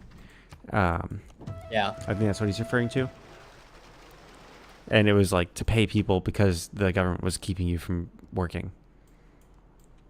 Yeah, they're keeping you from economic Oh yeah, participation. which watch the is sign says they completely also against- lied about what happened during the protests. That's a separate thing from what we're talking about. That's like another rabbit huge, hole. and that's like a completely But that happened in major both Canada rabbit hole. and the U.S. So I have Didn't know Canadian it happened friends. in the US. Now that I've gone down this one, I I have Canadian probably I was about to friends say. who they don't donate to your boy mum through the Give Send Go link, not just because they're not allowed to in Canada, but they still believe what like Trudeau said about the like truckers just all being Nazis and Give Send Go being like enablers of Nazis, when like that doesn't really tell the whole story of the trucker protest. Issue is people don't even understand the definition of Nazism. Yeah, they don't just even know throw what it it around is. loosely. Both sides, left and right, have done it countless Oh times to each yeah, other. watch the sign says, "Indeed, I was given a loan, but never told me I'd have to pay it back." Yeah, I was Yeah. the money I was given, I didn't have to pay back. Like it wasn't even a loan for me. This is a thing that I never took the loans. That's a thing that people did take. People took loans to pay the rent, and they took loans to like continue to basically be like not jobless during this time, and even after. Like it kind of continued for a bit because Biden wanted approval after there was like the crisis was averted. Um, Mhm.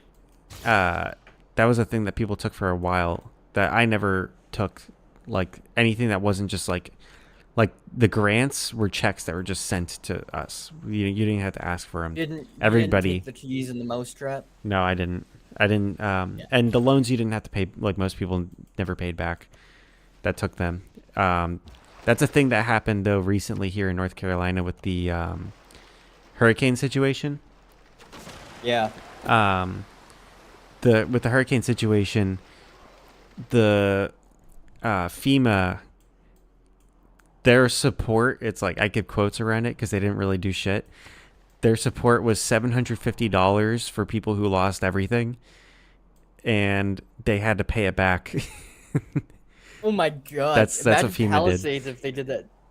Yeah, and that's why like here in North Carolina, the real story of that like didn't get told was it's like all churches, local businesses, like even the like Carolina Hurricanes hockey team was sending supplies out to the mountains, giving them money, giving them food, giving them shelters, and it's like the last thing that the FEMA came in and did was kick people out of the tents that they were living in because a snowstorm was coming, but they didn't provide anywhere for them to stay. Yeah. Like churches came in and bought everybody hotel rooms because like the FEMA kicked them out of the tents. It's like the government didn't. They just got in the way of a lot of stuff. Yeah. But that's separate. That's separate. But that's kind of builds on the situation that we're referring to as being like when the government should step in to provide for people, is like when they have no other choice. Like they're in that situation through no fault of their own, and it's not like they have no avenue that's out a great argument. of that. But great argument. but- Would you say you could fit a lot of people in that class today because of economic? I wouldn't say not in the U.S. Not in the U.S. Not in the U.S. That's fair. Not in the U.S. But could you, 'cause probably- you guys have so much. Like you can get a job. You can like there aren't good jobs, but not necessarily good jobs in Yes. every location. But you can get a Yes. job. Like it's not like that. Like there are areas where rent's not ridiculous. It's just most people live where Yeah, rent's absolutely. ridiculous Like, you could because go- that's like, why at the rent's bare ridiculous. At bare minimum, you could move to Pennsylvania. Watch the Sign says his opinion is that religion and politics are mutually exclusive because their agendas differ. I kind of understand that argument. So this might be kind of foreign to Canadians because you're not as religious. This is foreign to people in other parts of the U.S. even, I would say. But like Yeah. a lot of what people with like in countries with big government kind of things, and a lot of like people who support big governments, that's like not a thing in the southern U.S. And I think it's because churches do what a lot of people's governments do. Like churches just are community areas where people pay in money voluntarily, and the church kind of helps take care of church members. That's not a thing that exists in every area Like governments do that. Not every, but it's super believable. Yeah. Not foreign, and I'm sure we have that here too. But Yeah. not as big as you guys Like have. one thing that was horrific to me, like it was horrific to me as like, you know, because of my cultural upbringing, was when I learned in Sweden, a lot of the churches were replaced by government community centers. Yeah. And it's like they basically replaced the church with the state there. Back when they had a much more socialist government, like going into the 70s, that did some pretty atrocious things. But that's another separate topic. Yeah. Like they genocided the Sami people, and like nobody talks about that. Yeah. So, you want to go back to the policy here? Yeah. Do you think this fully supports the argument of, I think again, the right? No, maybe the Canadian right, because the Canadian right's further left than the American Canadian right. right. Yeah, no, Canadian right for sure. I would say it probably supports the arguments of a specific faction of the Canadian right, even. Because there are, you know, there's like Why Javier don't Milei you types say in if Canada, it's- even, that would be why don't- totally opposed to Yeah, that. absolutely. Why do you think they'd be opposed to it? Because basically, like, their argument would be like, so your argument is like subsidizing the invisible hand, basically, with government, right? That's essentially, that's like oversimplifying, like a million miles up. I'd say, yeah, it's really extremely. Yeah. But like, so like what someone like the Javier Milei type, you know, that's just the most recent example. They're basically Ayn Rand, like anarcho-capitalist types. Mhm. They would say that to see what the invisible hand would do to fix the economy would just be to deregulate, detax, and get the government out of it, and then just let humans like intuition drive their own individual lives, and you'll see what society moves towards by just the mass of individuals doing their own decisions.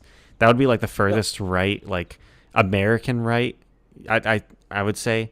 And like the okay, so basically pure capitalist, and then there is also no, you're absolutely right. yeah, and then there's also like the right that's like more government involved, but government involved in supporting the economy kind of thing, which is I think closer to what absolutely. you're saying. Yes. And So I think that's more of like a Pierre Polyev direction. I'm really antsy to talk because Yeah, I know you're antsy to talk. I was finishing my thought though. you brought up. Yeah, I know. I apologize because I was just so antsy to talk. Yeah. I interrupted and I interjected and I apologize. But anyways, why this will fit the argument of the Javier Milei type is because you're getting from this, you have the ability to remove progressive taxation. Mm-hmm. So for example, anybody who is a winner in what the environment is like, that's competition is amazing for a capitalist environment because it breeds better things. But if you're hindering competition through progressive taxation, that's also going to hinder capital flight in our case because they can just go to the south. Yeah, that's a So big if you're issue in Canada. Yeah, absolutely. So if you're overtaxing these wealthy people because the inefficiencies of the other social programs are not allowing access for these other people to have leverage or use it to build other capital, they have a tangible asset instead of a social program that just creates a cycle of failing opportunity because they don't understand, they don't visibly see how money is making more money. Yeah. And then there's also like the way you could source the land is actually, I don't know if I haven't read your full paper, you know, but that's fine. one of the ways you could source the land is by seizing the land that China's bought up in Canada under Trudeau. Okay, so that is also one of the issues that I absolutely hate. The thing about this is it's specifically going to be targeting, I know it was a joke, but it's specifically going to be targeting like not private holdings. Yeah. Because imagine if a government just started. Governments have like a lot, like Zimbabwe did it in the. Oh yeah, 1990s, that's very different from what you're proposing. What Zimbabwe did was like imagine. that was like a if we ever get genocide almost. I know, like it was just brutal. But that's straight But, like, communism, is what they did. that's what I feel like. But that's what I feel like seizing. I know it's China, but that's what I feel like taking China's Well, hang land on. from. Watch the Signs brings That's up what a. that's leading. Watch the Signs is having like a separate conversation with us. That is, Yeah, he's yeah, bringing up I've interesting noticed. points. He's bringing up Yeah, interesting points. I'm going to Adam, bring it up. Hang yeah, on. He says, "Isn't yeah, social absolutely. welfare completely anti-capitalist?" I'll touch on that. I'll touch on that first, and then I'll let you dive in. One could argue it is religiously moral, but it is a sort of tyranny. So there's like several debates to be had in that statement. So like there's both sides of both arguments. So social welfare could be pro-capitalist and it could be anti-capitalist because it could be anti-capitalist in the sense of like, you know, like the Ayn Rand type, the like complete anarcho-capitalist type where there's like no government involvement in the economy and just what happens is like the invisible hand just governs all.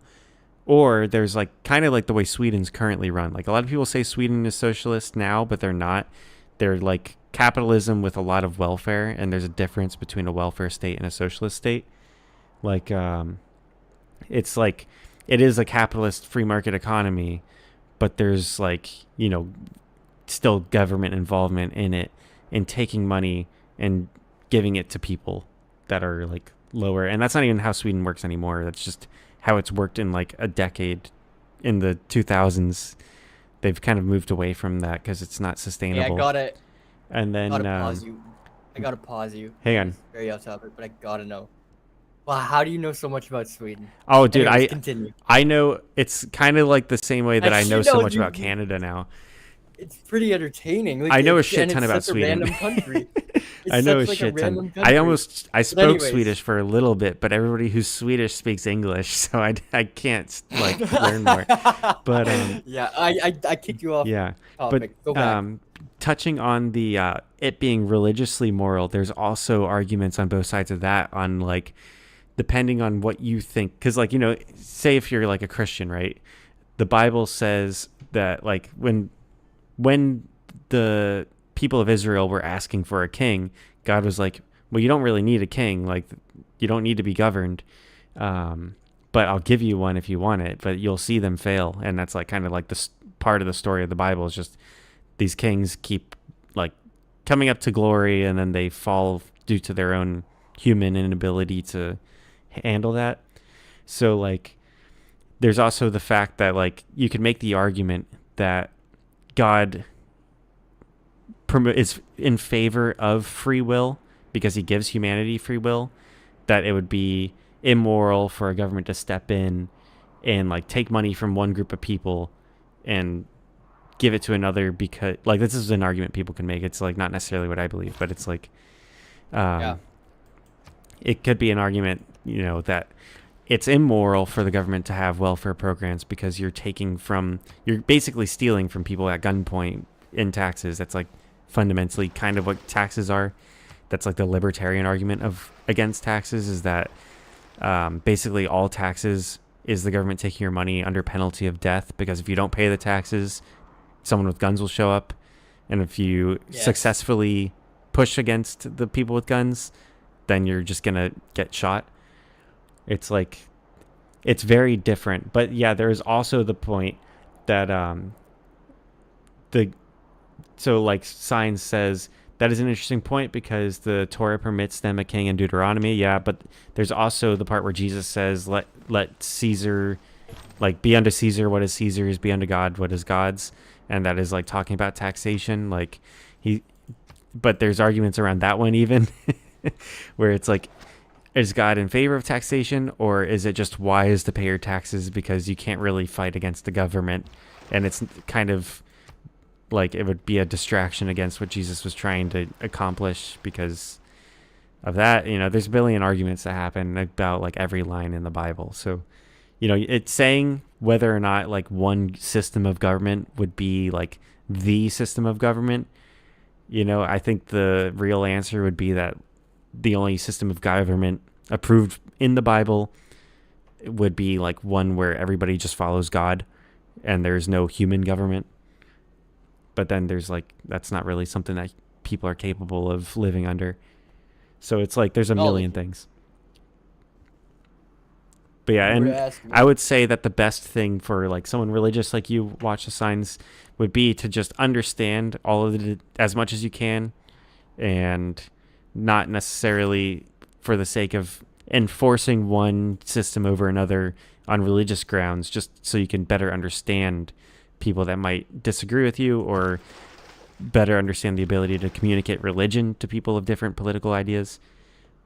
But back to what Kleezy was talking about, and to get like tie back into the system of giving land to people as like a way of wealth creation for the lower class, it would be I think it would be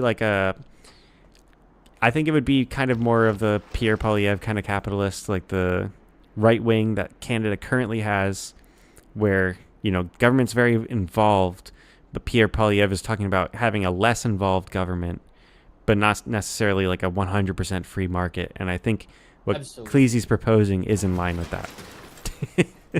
So that was like the marathon answer to yes, I think that it would be currently aligned with the Canadian right. Okay, does the view on lowering taxation, because they know the lower class no longer needs that high support in taxation, does that more, I feel like that's extremely libertarian. Well, I don't think it's extremely libertarian as it is like extremely libertarian. Extremely libertarian. Let's change it and say libertarian. Yeah, it would be that's not correct. It would be a step towards libertarianism from a like the current modern, even like U.S. stance. Do you think that would? But I don't think it would be full-thrown libertarianism. Yeah, but do you think that would be like palatable for Trump supporters, for example? See, it's hard to say. Republicans. It's hard to say because in the U.S., that kind of thing that you're proposing, you know, that already happened in our history. Exactly. And I don't think people would be in favor of it happening now, because there's not really the space for it. You guys had the opportunity to do it, because you're absolutely right. You don't have any more space for it. You already did it like 150 years ago. Yeah. Like it started in 1870. Yeah. That's when it started. And then it's now people have claimed the land. What about the actual like idea of it? Because you're right, it wouldn't be feasible in America. Oh, I don't like. Could you sell that? I don't know if it would even not be feasible. It's just that it's so far out of like the current discussion in the U.S. Because it's not necessarily an issue for you. I couldn't say whether or not like the Trump supporting base would be into it or not. It would be more like the Trump supporting base for like the U.S. on like how to solve like essentially the housing crisis. What you're saying would be to have the government stop funding BlackRock, let BlackRock fail on its own merits because it can't possibly keep itself alive the way it is currently run, and also don't bail out the banks that fail because they, because they gave out bad loans. I think that would be what. Which would be pretty libertarian, but it would also be kind of like extreme for even like the American right. Yes. So you mentioned a great point that I feel like is pretty unifiable thing across whatever political beliefs you have, and that's, you said like ending BlackRock. Yeah. I feel like what I'm giving is a weapon against BlackRock. It's more than ending BlackRock. I'm giving you an asset you can use to fight what they're trying to do. Correct? Yeah, and what to like explain what BlackRock. So okay, Watch the Signs has questions. So I got to answer Watch the Signs questions. He says, "Sorry, who is BlackRock and the Invisible Hand? I assume they are related to the bankers apostrophe Rothschilds." No, so these are real things. The Invisible Hand is basically in the first book on economics, Adam Smith. It's called The Wealth of Nations. It's basically the foundation of like modern capitalist economies. It basically disproved the past like mercantilist economies, and explained a lot of things. It's like the first book on economics. It's what it is. And he talks about the invisible hand of the market, which is basically me and you as individuals. Like, it's not an actual like system of anything. It's just that people as individuals are going to spend money and work towards the things that they themselves value, which will inherently lead like the society as a whole towards the most efficient path, because everybody does things in their own personal interest. And if everybody is taking care of themselves and their own personal interest, then the things that people actually use will be what gets like built up and funded, because people are putting the money towards what they, use and want. BlackRock is... Sorry, I just want to add to that. Oh man, I forgot what I was saying. What I was going to say. Let me get into I guess we'll BlackRock. come around to it. Yeah, go for it. So, Watch the Sign says, so it is a concept. Yeah, it's like a concept. I would say it's been proven pretty economic accurate. Natural selection. Yeah. It's essentially like Economic natural evolution selection. economics. Yeah, that's basically what it is. Yeah, that's what I was trying to say. It's what like all modern, like the modern economy wouldn't exist without that concept. Yeah, it's like it's that's, really That's fundamental. the Communist Manifesto of Capitalism. the modern world of the West. Yeah, that's our Communist Manifesto of the West. Yeah. So BlackRock is a specific corporation that has been buying up private property at like ridiculous prices, like higher than market value, so that like sellers have no choice but to sell to them. And the only way that BlackRock is able to do that is because they're funded by the US government and other governments around the world. And the politicians themselves are shareholders, and this is like public information.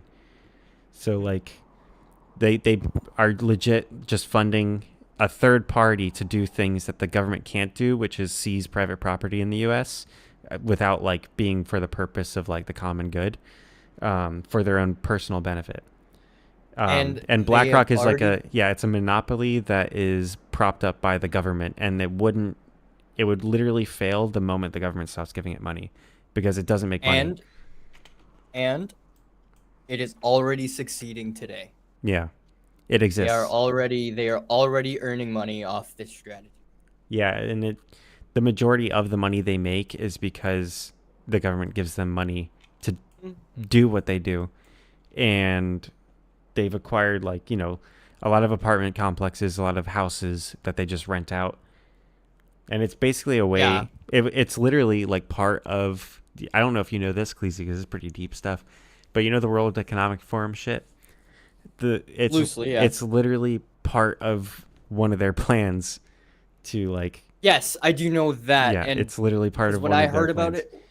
When I heard about it, I thought about feudalism. Watch the Sign says, isn't that basically fascism? Yeah, it's basically fascism. Yeah, absolutely. Because it's the lucrative merger of corporation and state as a means to getting towards like a communist economy. Because it's basically, instead of the government preventing you from owning private property, it's the government funding a business to seize the private property on their behalf. And it's pretty clever because they can then run against it for people who don't know that they're funding it, because they can be like, look at these greedy corporations that we're funding. And it's a legal loophole. It is a legal loophole of the government, because land. Yeah, the U.S.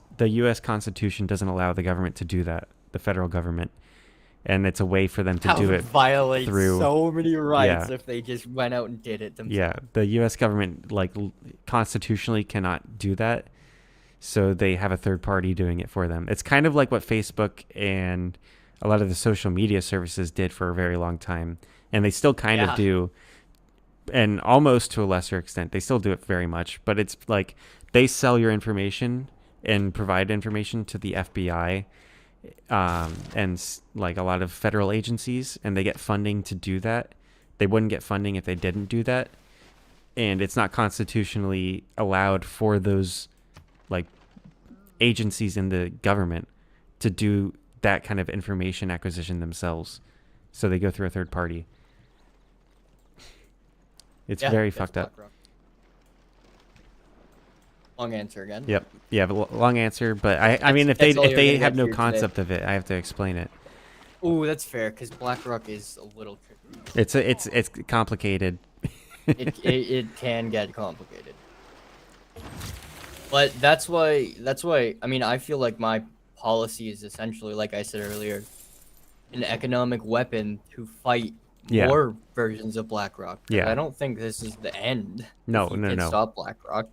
Yeah, But if that's you, what if, I feel like my. I mean, if they stop yeah. BlackRock, then some other crooked politician's gonna just be like, hey, they're gonna sneak like a page into like some omnibus package that has like 1,000 Yeah. pages that funds it. That's what they do. You also feel like that therefore fits the liberal agenda? Or no, I guess Canadian liberal? Like Canadian liberal is like Trudeau. So like you'll own nothing, you'll be happy kind of situation. No, because the people don't want that. Well, yeah, I know You know the what I people mean? don't want that, but I'm saying like Trudeau would want that. Trudeau would be willing, yeah, but that's yes. But I'm saying let's get rid of Trudeau because Trudeau Okay. is he's So a you're talking about the thing of voter, past anyways. He's fired. not the voter, politicians. not the politician. 'Cause But it's Trudeau is a different. thing of the past. It's absolutely everybody does. Trudeau's gone. Nobody likes him anymore. Yeah. Anyways, yeah. But do you think that would also fit the voters' policies? You're Would talking align about with their policies? your planned proposal Would also fit with the with them. Yes, I guess you would call them Democrats. Um. Dems. So, do I think it would fit theirs? I would say, I don't know, man. It's kind of like out of field. I would say if it were to fit anybody's, it would be kind of it would sit both in like I'd say center right and center left camps, depending on how it was so conducted. that's how it's supposed to be written. It's supposed to positively benefit both arguments and both sides. Because like both. Because again, Yeah. like the main issue for a lot of liberal voters is How do you take care of poor they're people? seeing wealth and they're seeing wealth and equality grow, which personally, from my end, in my country, there is a huge discrepancy in wealth quality. I can't specifically speak for the U.S., but Well, yeah, in Canada, there absolutely is a disgusting wealth quality, and it is only growing. Yeah, I mean the So U.S. that's has how a I huge feel like- huge. Yeah. There's a huge gap between like the richest and the poorest, and like even the middle but class. again, how do we fix that with our current policies? That would be through welfare programs. But again, we can't because we just discussed how welfare programs are terrible Yeah. for the state and don't do anything but Well, yeah, and continue a cycle of poverty. there's also always the question of like whether or not it's something that should be fixed, and it depends. It also is a thing that depends. It depends on the nature of the wealth inequality, right? Yeah, It's like I have I'll bring up some arguments. like wealth inequality in of itself isn't necessarily a bad thing. It's the nature and how that wealth inequality comes about. Exactly. The wealth quality can be defined as a Gini coefficient of what the projected growth of wages are for both sides, the top and the bottom.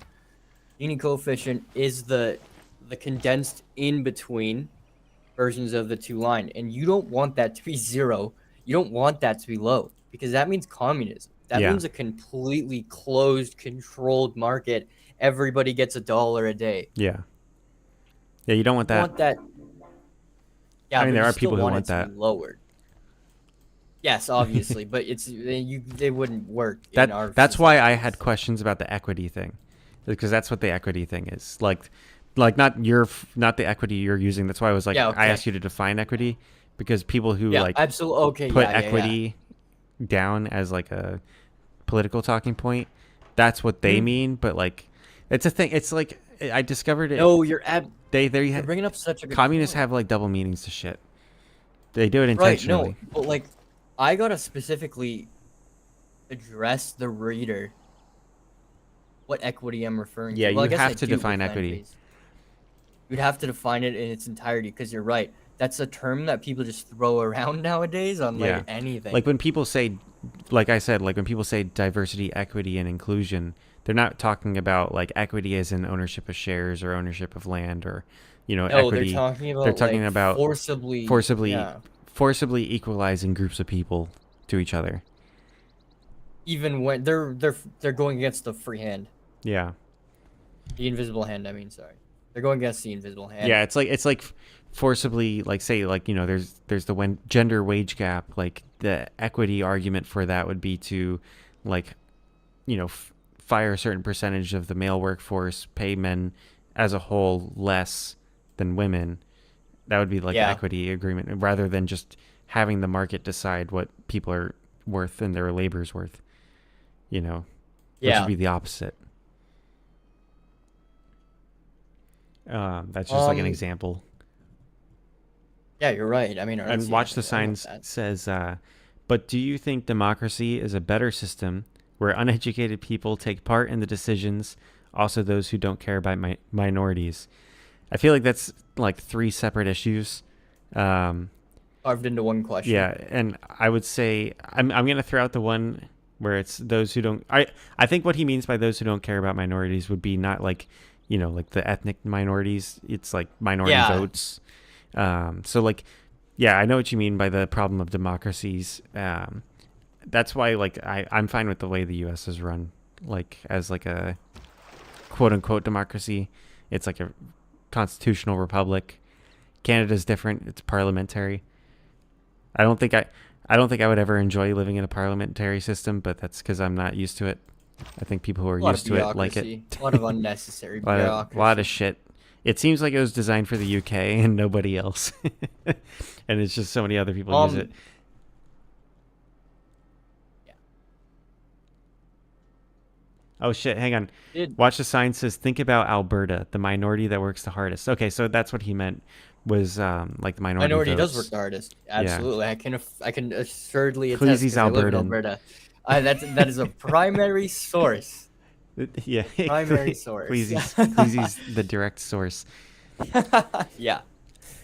But Absolutely, the minorities here work the hardest. That's even like controversial in Canada, because like the French Canadians would say they're the most disparaged minority in Canada. They would. That's like, it all depends on perspective.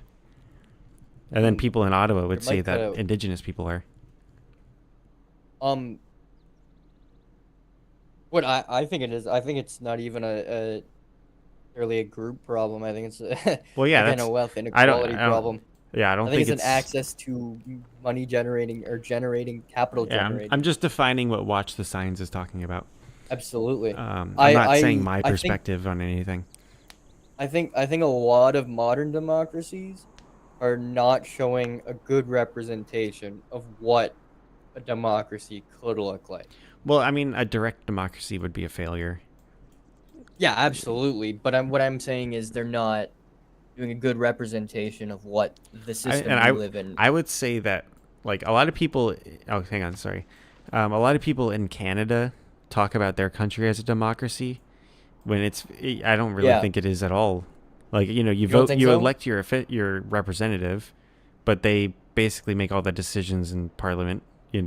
So yes, okay. Like, sorry, I'll keep going. Yeah, it's not a direct democracy. It's like, like you vote for like one guy almost. That's the thing.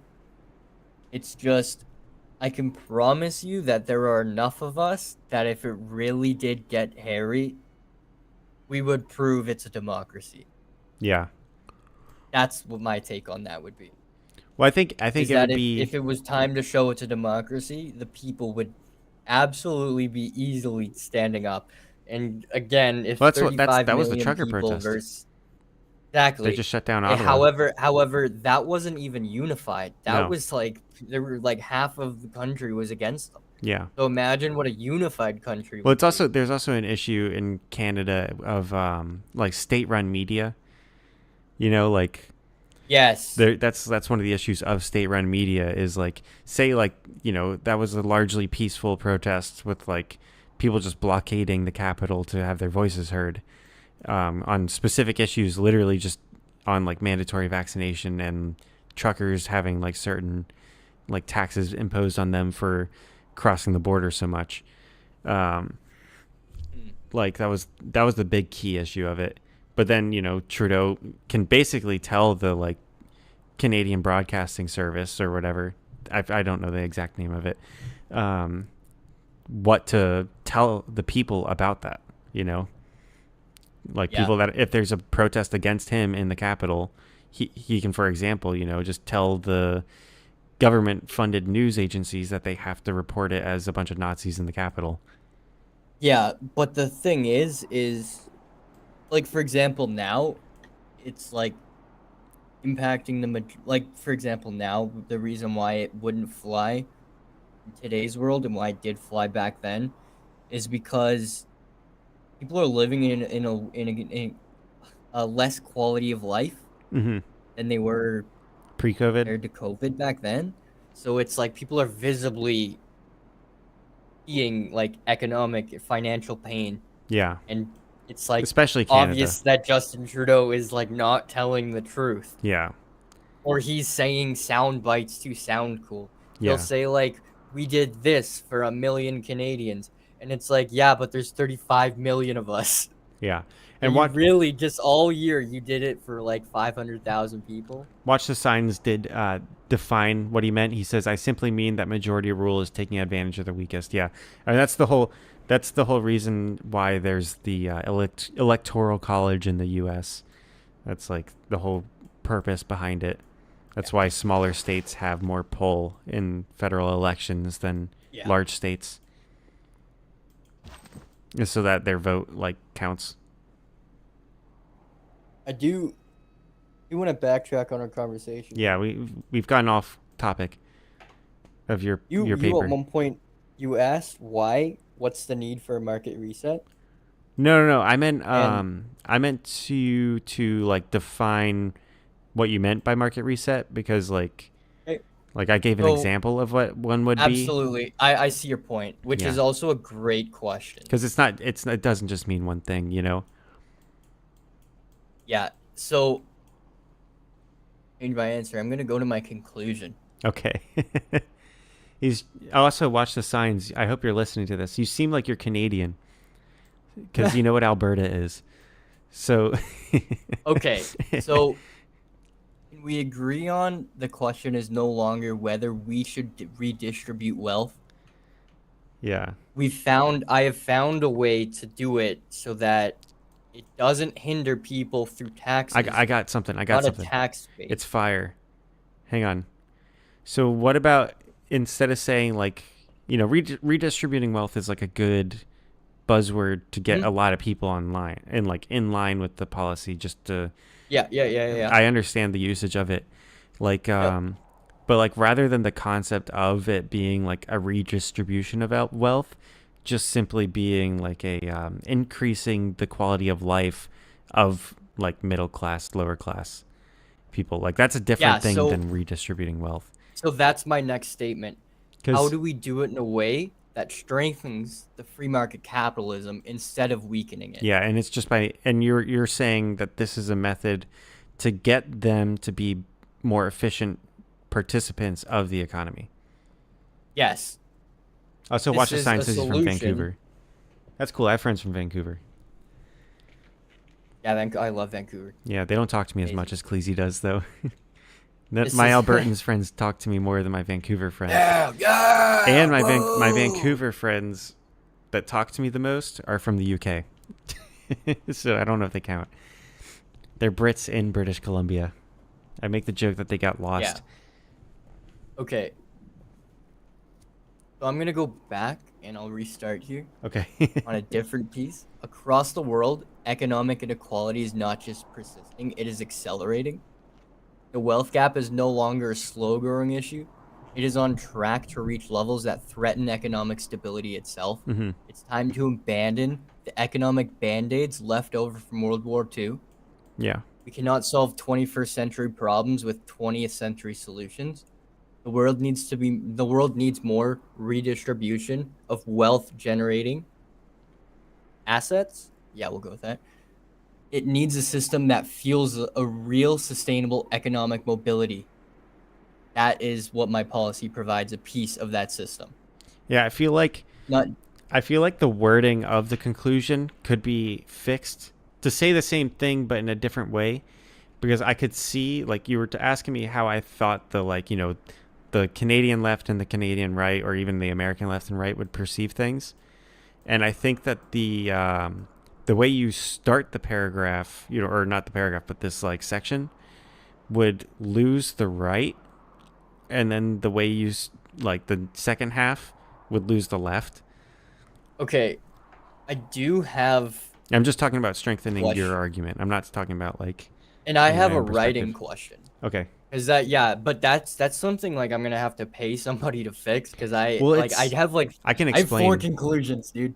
I can No, explain. I'd pay somebody to do it. 'Cause Tell me, like, writing. read the first half, and I'll tell you, like, I'll go read back to you what you the just read and go the back to issue. the top. The issue is I have 1, 2, 3, 4, 5 conclusions. Yeah. Well, hang on. The one where you just read. Go back to Yeah, what the across first. the world, economic inequality is not just persisting; it is accelerating. The wealth gap is no longer a slow-growing issue. It is on track to reach levels that threaten economic stability itself. Yeah, I think that's where It's you would time lose to. the right in that part. And then if you keep Okay. reading, I'll tell you, like, once you start talking about getting rid of programs that date back to World War II would be where you would lose the left. But, it is factually correct, like, information. It's just the Yes, but what if presentation the of it. entire paper is the solution? Yeah. It is the solution to what we can rip a band-aid and replace it with. Yeah, and So you could go either way on this one, honestly, because, like, it's really a semantics thing that I'm getting in at. You could go that's either fine. way with it, because, like, I'm talking about the strength of the argument itself towards the audience. Yes. And That you're then writing for. this is where I was gonna go to my question. Does, like, let's say the overall strength of the paper would that be sufficient enough to where you wouldn't necessarily need to care about how you address the conclusion? Because if the paper is just good enough evidence by the end at the conclusion, it doesn't necessarily matter what route you take. You know what I mean? Yeah, I mean, yeah, for people Is that with a brain, it would work. okay? Yeah, good. That's a great way of putting it. 'Cause, like, great way of putting it. That's Yeah. kind of what the wealth, like Adam Smith's book, The Wealth of Nations, Yeah. would like. That's what that did, was Yeah. like that was big controversial concept. stuff at the time, like because the concept at the time of how It would have. economics worked. I remember learning this. Yeah, we learned about it in high school. I Yeah. remember he was. Yeah. Like the Was he concept at the time ostracized? of no, he was successful, but he was largely most of his success came from the U.S. And then like I think he was part of the I think it was even like just called the Scottish Enlightenment, but like there was like a period of time because you have Adam Smith, John Locke, Yeah. Thomas Paine. John- Thomas Paine was yeah. specifically for the U.S., but he was British. They're like all these 3 British writers that really like influenced the U.S. formation. But like with Adam Smith, like it was really like groundbreaking at the very least, because like a lot of the details that he talks about are like information that you can immediately apply They are. to like production are- methods and trade and everything like Yeah. that. Yeah. It goes across the. Yeah, it's like entirety it's of very in economics. depth. It's not even just a like just specific the value of gold policy. Yeah. and rent absolutely. price differences between. Like that's one of the things that I kind of want to get into because I think that's something that would Yeah. benefit. I do. I don't know if see- you read I that do part. See the point. I do see the point you're trying to make. But yeah, like with him, like when it came to the way he wrote it, it was very controversial at the time. But because it backed itself up so well, that like it having a controversial start and end was kind of like par for the course because it's like this is like a completely different way for you to think about an economy. Because like mercantilism So is basically Yes. like you have to like basically hoard. It's basically what communists say capitalism is, where it's like you're hoarding up as much resources as possible and that's how you're wealthy. And he was like, no, it's what you do with those resources, and it's really about what you export. It's like what you put out is really what builds your wealth and creates value. yeah, absolutely. That was like the whole difference. And that was like a complete inversion on how an economy would work. Yeah. But But I then do see your point you're trying to making. yeah. That my paper, if it does do the same thing, it would be risky to do that because Yeah. again, people aren't as smart as you think they are. Yeah, people like idiots or people that want to, like, not even idiots, but people that want to just manipulate people against the idea, Yeah. would just present snippets that sound bad to the group that they're trying to turn against. That's like a thing that's like what like the Daily Show does basically as like an art form. It absolutely does. They've been doing it for so long. Yeah. My take on that is overall the aspect is to lower taxes across the board, Yeah. which I feel like is very hard to turn and lobby against. So it would be lowering taxes but increasing revenue is one way you could present it. That's better. Because that is what you plan on doing. You know, not just saying it's redevelop how we think about social programs so that they are wealth generating instead of wealth consuming. Yeah. Therefore leading to lower taxes on everybody in society. Yeah. Removing government intervention. Mm-hmm.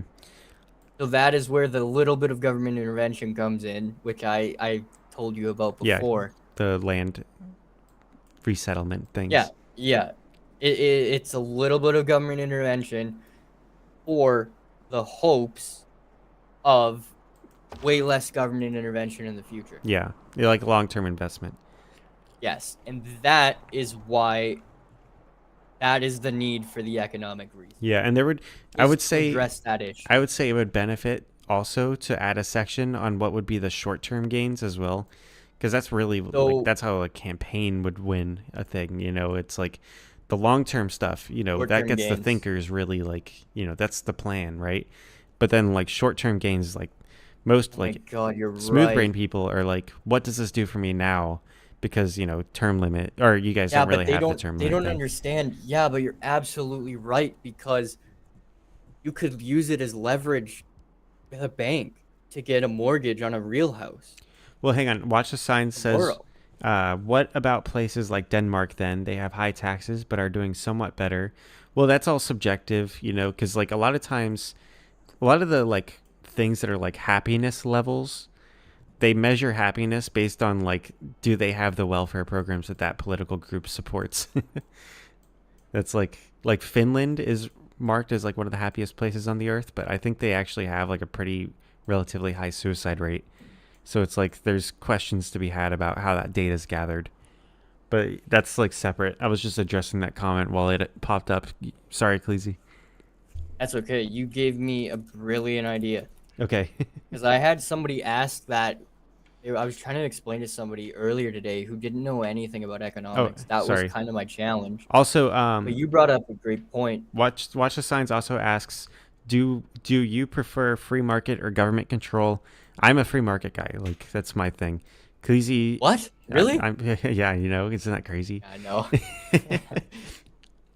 I'm an American though. Like my form of free market is like way further than the Canadian form of free market. It's so far. It's like I'm a libertarian in my country, but sometimes you say things. It's like, oh my god. Yeah, I would be like. But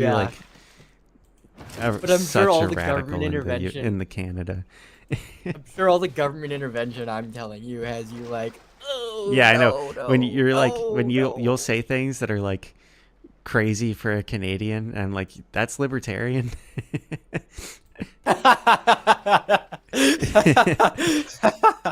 Yeah, exactly. It's a great way to encapsulate it. Yeah. And there's also, you know, to my Canadian friends and viewers, there is a difference between big L libertarian and little L libertarian. Like, big L libertarian is literally the Libertarian Party, which I'm absolutely not a part of. They're kind of crazy.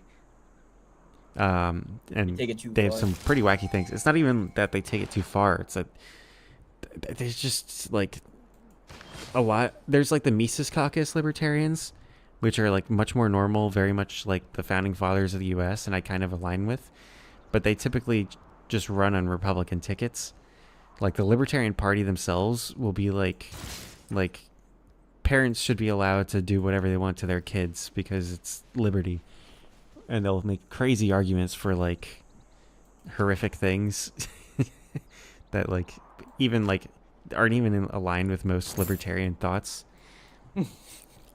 Because it's like libertarians, they're not anarchists. It's a I don't difference. understand what.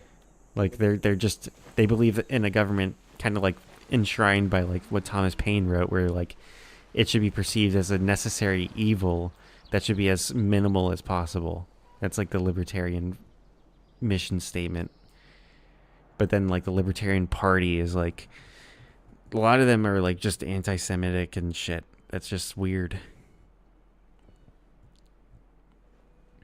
And You then did yeah, the Go ahead. little small L libertarian is like people that believe in like just normal, like what you would think of libertarian, just small government shit. Ron Swanson. Ron Swanson. Ron Swanson. You know what I mean? You know who Ron Swanson is? I do, Parks and yeah. Rec? Yeah.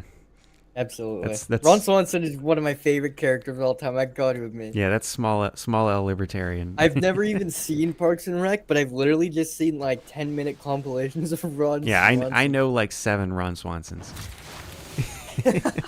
I've always wanted to meet a real Ron Swanson. That's like a normal thing in North Carolina. My brother, yeah, apparently my brother-in-law's dad was Ron Swanson. Oh, hang on. Watch the Science had a based opinion. He says, in my opinion, there is no moral government not directly under the control of perfect religion, but it requires the whole world to take part. So what he means by perfect religion would be like God ruling, like God being the direct like ruler of Therefore, a that. world I think he's government. building on things that he said like 2 hours ago. So I had to Yeah, provide I that think he context. is. Yeah. But he says, but it requires the whole world to take part. And I understand what he means there is like, if there's conflicting ideologies, then there's going to be conflict inherent in the system. But I mean, conflict inherent in the system is like also something that, good systems utilize for stability. Conflict doesn't have to be a destabilizing thing.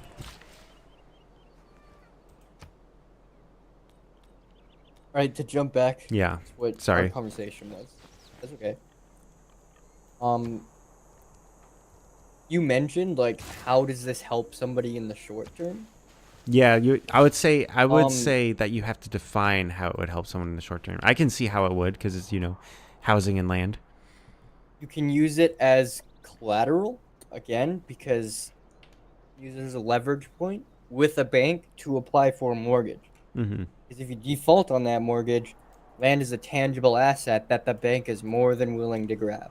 And you could also this kind of. I don't have a section in my paper that describes that, but you could easily get a mortgage from this. But Yeah. anyways, what do you think? And then there's also the fact that this isn't like a 1800s economy. People work from home now. Yeah. Oh wow. Yeah. You could quite literally. Like, you don't even have to build Yeah, necessarily. you don't have business. to talk about. You don't have to talk. Even make it be like this creates a way for people to be productive in their environment because it's like they're going to work the land. That's not even necessary in the modern economy. Well, they are. Well, that's the thing. Like a lot of that infrastructure needs to get built. So there's going to be people who need to build the roads. Takes like there's so many processes in building a road. You're going to need bridges built in some areas, proper drainage. So for a lot of tradesmen, this could be a potential economic boom in 50 years for tradesmen. It's kind of like something that's happened in West Virginia, and stay with me on this because it's a different economic situation, but it's kind of similar.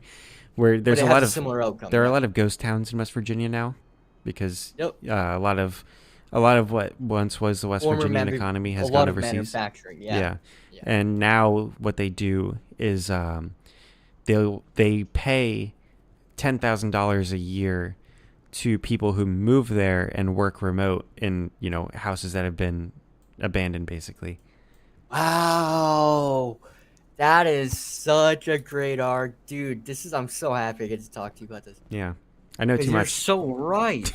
It's so right because you could in today's world. You're right. This is in the 1800s. Yeah. You don't need somebody to go necessarily work that land and build agricultural farms to build a sector. Yeah. You can use corporate offices the exact same as a family computer was 5 years ago. Mm-hmm. Yeah, and then the system. Fantastic point. You'd have to tie in Starlink. You're gonna have to work with Musk to get these people the Wi-Fi to work from home. Yeah, we have a. I don't know about now, but we have a I'm just lot of kidding. Starlinks. I'm fucking with you. I I'm don't. like, But I think Canada's actually trying to get rid of Starlink. yeah, because Funny enough, they don't because of like the Musk. tariffs. Yeah, which is like kind of ridiculous because like there's so many people who like kind of rely on it in our Yeah, and especially in country. Canada, like, and especially people that live in It's northern like, territories.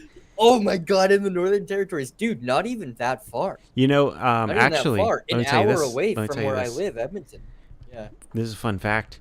Also, Elena Royce, I see your comment. I'm doing okay. Me and Kleezy has his economic plan, and I'm a big economics nerd. So he's been bouncing ideas off of me, and Watch the Signs has been providing his input as well. And you're welcome to stick around. One of the things that's like a little fun fact about my area, I always give you fun facts about my area that, like, it's a pretty interesting area. But one of the tallest structures, man-made structures in the world is actually, like, not far from Oh, here. dude, And it's is it a the? cell tower. Oh, okay, I thought you were gonna talk about that. You posted a video one time about a road, an interchange. Oh, yeah. I thought you were gonna refer to that. I love that video, man. You're talking about the Linco Viaduct. Yeah, Yeah, exactly. that's That not thing one of is the so tallest structures ever cool. built. But that's what I thought you were referring No. to. I had a mini freak out because I that's like Yeah, my favorite you got video ever excited made. about that. Yeah, that's a good I video. did, yeah. It's a fun spot. Such a good. I love it. Yeah, it's such a great I spot. always I would go there. yeah. I'd travel there for Yeah, it's on the Blue Ridge tourists. Parkway, so it's like the drive there Yeah, is amazing. I would absolutely go there. Like, You and can it's hike around but it. It's even on the like side of because the it's Grand Feather my Mountain too. and it's my field of work. Mm-hmm. That's what I do for a job, and that's like at its peak. That's what that looks like, Yeah, and it's like, yeah. gosh, The Linco Viaduct is a marvel of engineering. It's like one of the exactly. first. It's like one of the first bridges designed by computers because of all the curves that Is had it to be really? built I in it. didn't know that. Yeah, Yeah, but even still, like, I don't think most people realize how hard it is to it put is curve really in a hard. bridge. And the thing is Like too that, is honestly, like that should kill it people. was built from the top down. It wasn't built Yeah, bottom yeah, up I do remember because the that fact. terrain's too rocky. Which is also an Insane. incredible feat to do. Yeah, Yeah. and but the tallest, like one of the tallest structures in the world is near me because internet access is like the cell towers are kind of like important for internet and cellular access, Yeah. and That's that tower provides coverage for like Virginia, North Carolina, and like South Carolina, anywhere that's not blocked by the mountains. yeah. I do kind of want to throw this policy into a new direction here. Yeah, Throw a statement. did I give you a brain teaser thing with the You gave me two. You gave me two. How do I show that this is like good for short short term? term Yeah. for the average person, which is you can just use it as leverage with the banks to get a mortgage. That's a really, really, Yeah, I mean, it gives I people mean, land. that's crazy. Yeah. And I think, But you also mentioned that again, it's not the 1800s. You don't need to develop this land as you used to have to put as much resources into developing it. mhm. Yeah, so you got me too. But then I want to bring up the fact that we've talked so many positives. So like, what are the negatives of this? Oh, there's negatives for sure. What The do you see the negatives are? So one of the negatives is like, say it depends on the free market. Also, finish your moves, man, in the game. Oh, sorry.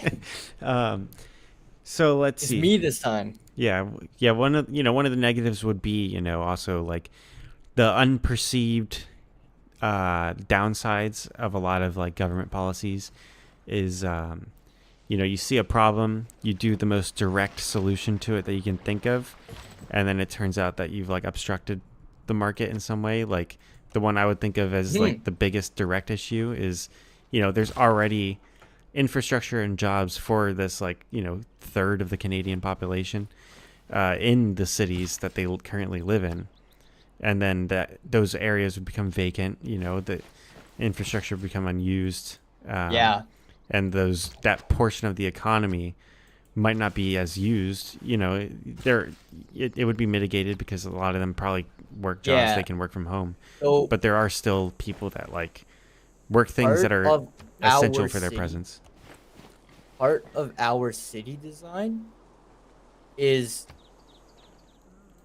like I think 60 or I think 68% of Edmonton's economy is from people who do not live in the city. Yeah.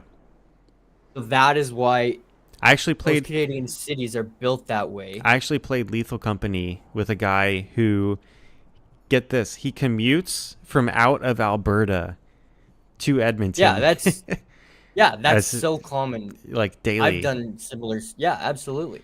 Like not even in the That's same like so he's in that's yeah, what's Manitoba? Fort McMurray, Manitoba. Which one's the fucking Ooh, province right next to Saskatchewan. it's Saskatchewan, yeah. Saskatchewan. He lives in Lloydminster. I don't know. He didn't tell me Okay. the town. He said he lives in the. I could deduct. He didn't want to tell me exactly where he lived, obviously, because I'm a Fair, stranger on but the yeah, internet. yeah. And but he said like, I was able to deduce that he works in Alberta, and he goes, "Oh yeah, I work in Alberta. I don't live in Alberta though." And I kind of dove into that a little bit, but not too much, Yeah. because I know a lot But about Alberta. yeah, so do you see how that changes? Because does that change your argument? Of like Because people you said it commuting. would disrupt the natural order of the Well, people maybe already not. there. Maybe not Edmonton. And then Edmonton is kind of. I feel like Edmonton would be like the star example of this being like a success for that region, because there is so much so land. the one thing is My thing would be, a slowed rollout would make sure that the market has no volatility, yeah, because if you're slowly controlling this you, over a release point of 5 years, right? yeah. It's not just flooding the markets. You'd also And see you can like, control interest rates to help with inflation. You can do other things to help. yeah. Your turn. Well, you Yeah. would see a also you'd see like a even more rapid decline in the Maritimes, because the No, people. so that's what's That's probably where a amazing. big source of people would move out of. That's where a big source of this crown land exists. Oh, really? That's where 41%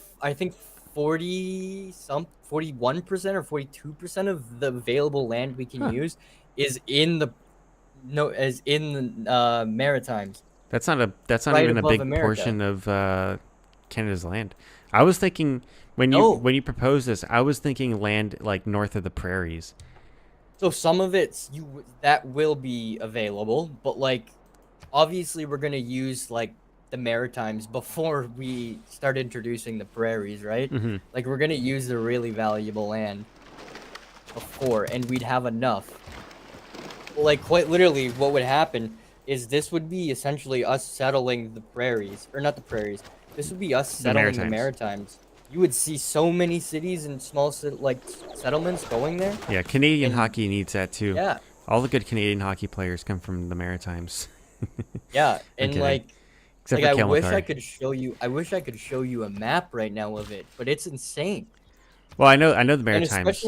especially It's crazy. that's like, well, and especially that area, the Greater Lakes area. That's like, apparently it's like a natural part, or like it's literally like one of the places in the world where it can support such human life because of how Well, incredible the land feature is. the It's other like thing is though. it's like Cairo in Egypt. Yeah, the other thing though is you would have to cut down on a lot of Canadian environmental policy, because a lot of like the reason why the Maritimes aren't economically as viable as they once were is because of environmental policy.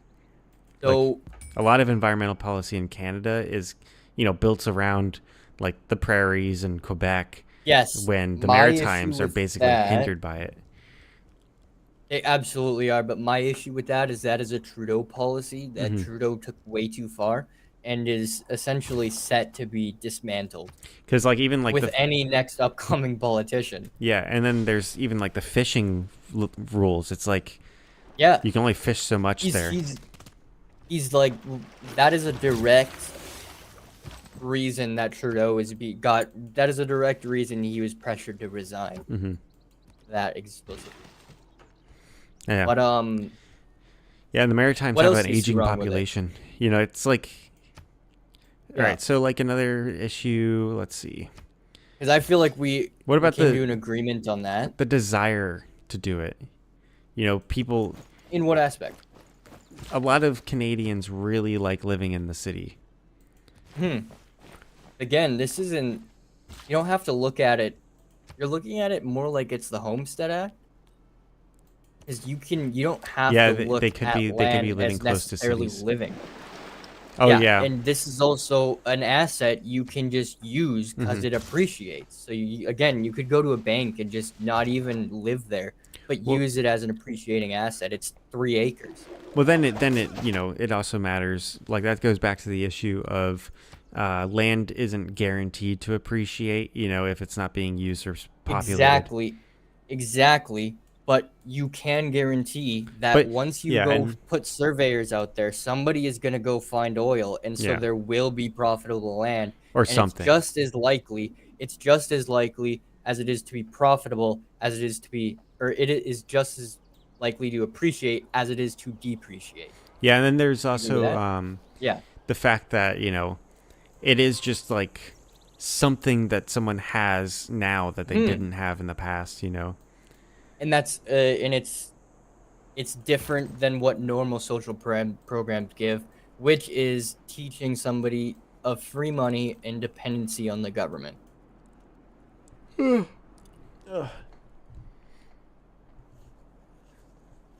Yeah. But then, you know, that one goes back to like those do you think the people that are currently in that situation, do you think they would be able to make that land economically useful to them? Yes, again, because if like housing is such an issue here Mm-hmm. that if you told somebody I can go and get you a house tomorrow and you'll pay less taxes, Yeah, that's like just like a eliminate no-brainer, property right? tax on that land. Yeah. And then kick it back in, but you're also lowering tax for the rich and the wealthy because you don't need progressive taxation anymore because your welfare programs are now making people money. They're not going to need to go back on it if the program does what it's intending to do. Right? Yeah, I mean that's if it does what it's intended to do. If it does what it's intended to do. I'm not an actual master's level economics guy, Yeah. so like maybe a master's level I economics don't know, guy man. goes, it's Not just not not all of them are feasible. that smart, dude. Not Yeah, everybody with a but degree is at smart. the same time, like somebody has yet to crack the code essentially Yeah. of Like- why this isn't feasible, is impossible. Yeah, there's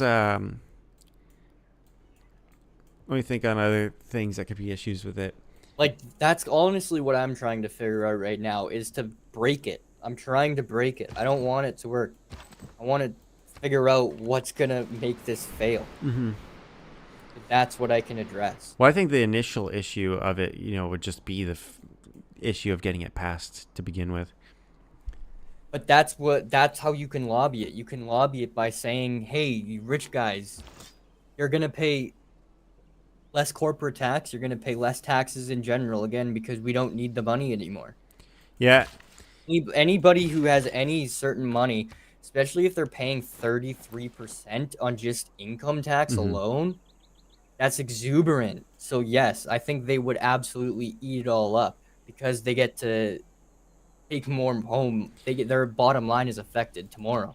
Yeah, and there is also always the voter bloc that's just resentful, that hates rich people, But that's and their Yeah, whole thing exactly. is like they just want the rich people to get taxed as much as possible. exactly, but that's the thing. Those people will be affected in a way of their kids will benefit from Yeah, it, for sure. right? Yeah. Or they may just happen to fall under the poverty line and they are directly impacted. Or they could just be like people that you can't possibly sway. Yeah, absolutely. know, Or just focus that, on and that another is group. going to happen. That is going to happen. Like, let's say it was a unifying subject, it would probably look like 75-25. That's what I feel like true unifying in a society even is. I don't think you can get 100%. Hang on. Hi, Ariella, Jeff. I'm doing all right. How are you doing? I'm hanging out with my buddy Kleezy. We're talking Canadian politics and what Simultaneously, else? The free market in general. We talked about Adam Smith for a good bit. Oh no, Ariella Jeff. Economics. I'm good on art for my channel right now. Thank you though. Hang on. Oh, I'm removing rainforests. Fuck the rainforest. Welcome. That's what you need. That should be part of your platform. Nah. Hey, Brazil, keep going. No.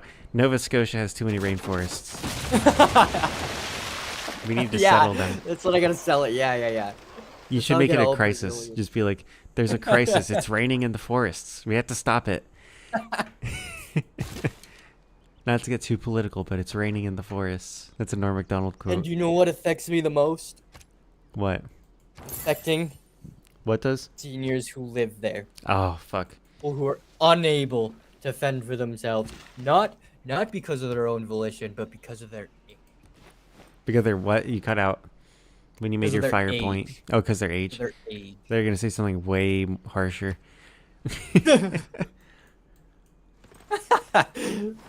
Oh, whoa, I found Sweden. Fuck, man. I can't go anywhere. I'm alone. Somehow I'm in a golden age just by having nobody to talk to. I'm yeah. Watch the sign says you two are together in game without desyncing. I don't know. you're We are. It's We not did desync. something's Honestly, working. we should start desyncing. yeah. Or we should start syncing. Not desyncing. We should start syncing. We are. We in fact are. We're just me and Kleezy are talking on Steam, and we're playing the game together online. If I ask too many questions, it'll stop working. How the boys do. How the boys do. He's in Alberta. I'm in North Carolina, and magic. The game is carried by magic. So do you have any other ideas to break it? Not at the moment. I have to get to bed soon. I will say. That's fair. Also, watch the signs to flex on us on how long it's taken us to get these rounds done. It says, I finished a whole era during this conversation, but my multiplayer games always desync every turn. Are you playing the new Civilization? Because, like, I'm not. Yeah. We're playing the old one. We're playing Civ 6. Though I honestly, Civ 5 is my favorite. I don't know. I haven't played Civ 7 yet. Civ 5. Yeah, Civ 6 is not my favorite of the ones I've played. It's just one I have. Cartoonish looking. I don't even care. Yeah. Not even graphically. Way to describe it. Gameplay wise. Gameplay, the AI, you can easily. I treat 'em prefer way the too way easy. that the like army system works in 5 I over did too. 6. Way better. Like you can break up an army into 3 separate Yeah. units or have them together and be an army. You know. Yeah. Watch the sign says he's played since Civ 4. So my Civilization journey went Civ Revolution on PS3 with my little brother. Hell yeah. And then Civ 5 on my MacBook that was given to me by my school that we weren't allowed to install but did. And then, a little bit after that, there's a whole saga of me having to constantly re-buy Civilization games. And one of them is Civ 5. I had for a little bit. Enjoyed it a lot. And then for some reason, they decided I didn't own it anymore. Which, and then later I got Civ 6 because that's what people wanted to play with me. And that's what my little brother wanted to play. And, I'd realize, like, wait, I can't access Civ 6 anymore. And then it went on sale on PlayStation Plus. And then I got it. And then for some reason, I couldn't access it anymore. And then I bought it again. I couldn't access it anymore. And now I have it on Steam because I'm banned on PlayStation Plus. Are you able to vote in this Congress meeting? Yeah. I can only choose myself because I don't know anybody. I guess I'll have to split the vote then. Hang on. Watch the sign says my teacher had us play Civ 4 in class and Stronghold 2 to learn that's history and cool. economics. I don't know if that would teach you anything. This game doesn't exactly work like a real economy or anything works. Hey, at its most basic level, you could. There's not even like a free market in this game. It's like literally, it's communist dictatorship simulator. Yeah, every time, yeah, it is. But also, you can also break the AI so easily. Yeah. Give them $1 for give them a half-eaten sandwich for 15,000 horses. I always played as Sweden in the in Civ 5 because I liked using the Karelians. I was straight America. Yeah, I never play America. Straight America.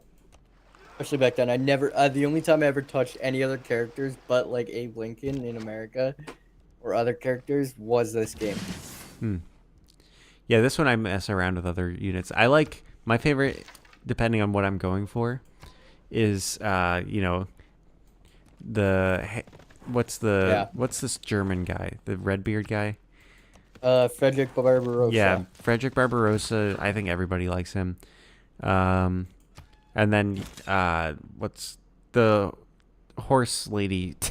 I don't. Tamiris, and then Mansa Musa. Those are my three. Oh, hang on. Watch the sign. Says his teacher.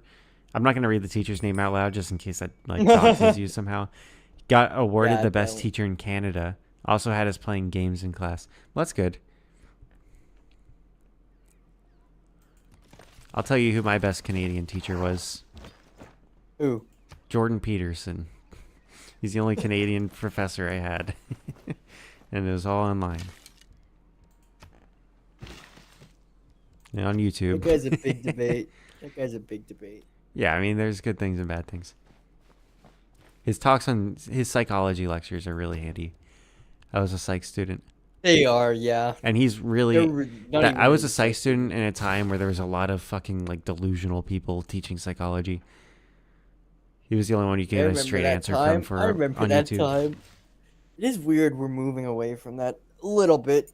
I'm so happy we're moving away from that shit.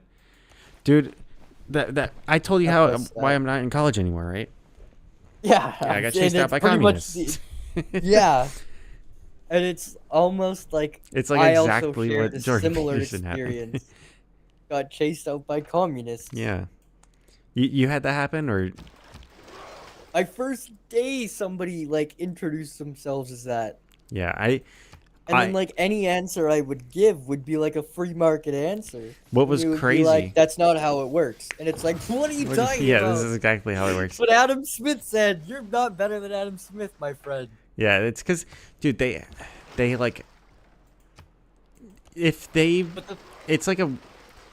the way that communism thrives, as a philosophy, is that they're the first ones to explain a concept to people, and people that aren't super nuanced, they just stick with the first thing they heard.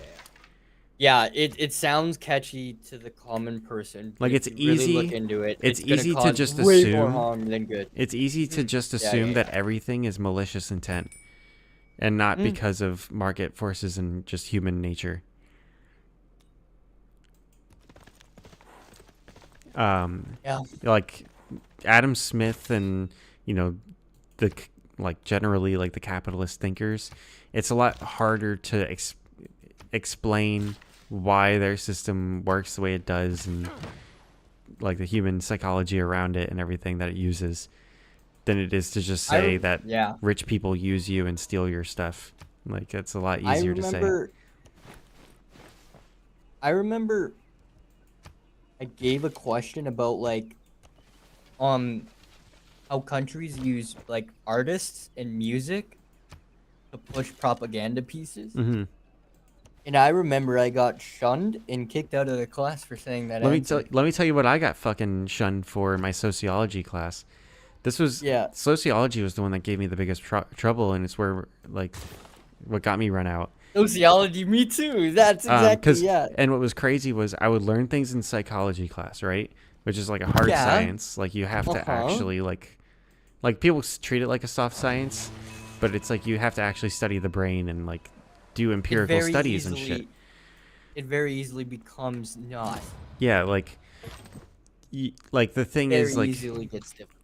like you have to prove things in psychology because there's like consequences that are direct on an individual's life. And then in sociology, it's like you're dealing with much more abstract topics. And a lot of the top like things that they would teach would just be like, old man says this, therefore it's true in sociology. Yeah. And then yeah. it would be like I would learn Yeah. something in psychology, and it would be like I would learn the definition of this word. And then I would learn it in sociology, which was a completely twisted definition. And it was like purely ideological based. And that's what I talked about with like the like communists like to redefine words to fit their narrative. Like that's what I mentioned earlier about equity. It's like that's what something they've done, and that's like one of the easiest examples of what they've done because they literally just redefined equity to be communism. And but yeah, I would notice these things. I would be like, I would directly notice like, hey, that's not the definition of that word. And they'd be like, oh, that's a sociological definition. And I'd read it. It's like there's no scientific basis for that idea. It's just they took the psychological thing as the evidence of this and just redefined the word. And it's like you didn't prove the concept that you're using it for. Yeah. Like you took something else, said it proves this because you just changed the definition. And then like that's not even what got me in trouble. Like the thing that really got me in trouble, and it's like where I guess I got noticed as the odd man out, was they were talking about McDonald's and like obesity stuff and like humans having a health issue. And they were teaching it as a framework of like corporate greed creating health problems. I'm like, well, you're assuming like people have like bad intentions when really what I said is like really people choose to buy 6 hamburgers and eat 6 hamburgers in one sitting. Like that's an individual choice that they make. Like that's the problem. Like that seems like more of a logical issue and like explanation for the issue than saying it's like all this other shit that like, I do agree with you, except in one aspect where you can specifically design, bioengineer things. Yeah, I know. I know that they make food that's not healthy, and they make it to be as tasty as possible, and they not make necessarily it. Food. Yeah, they make it to be addictive and stuff. But my thing was it's not on like society. It's not on society fix this thing. Absolutely. It's on the individuals themselves to make better choices. That's like the thing I mean. That's fair. And that's what the entire philosophy of that sociology class was that like society has a problem. How can the government fix it? And it's like, well, it sounds more like a bunch of individuals are making bad choices in their own lives. It's like the government's not going to fix that. You're just trying to seize power and justify it by. And then when the government does try and do things to fix it, in other scenarios, people get very angry. Yeah, and they usually end up fucking it up. That's what happened with like all the. This is gonna be a whole other tangent. I gotta go to bed. It's 4. Okay, it's 4 in the morning. Yeah, okay. Fair enough. But what was it? What were you gonna say? I'll ask you after stream. No. Oh, okay. But yeah, well, I guess thank you guys for watching. I hope you enjoyed the stream. Watch the signs. Hopefully, I'll see you in another stream. I don't just stream Civilization, but I usually talk to the viewers and talk to friends. So if you like that, stick around and follow me.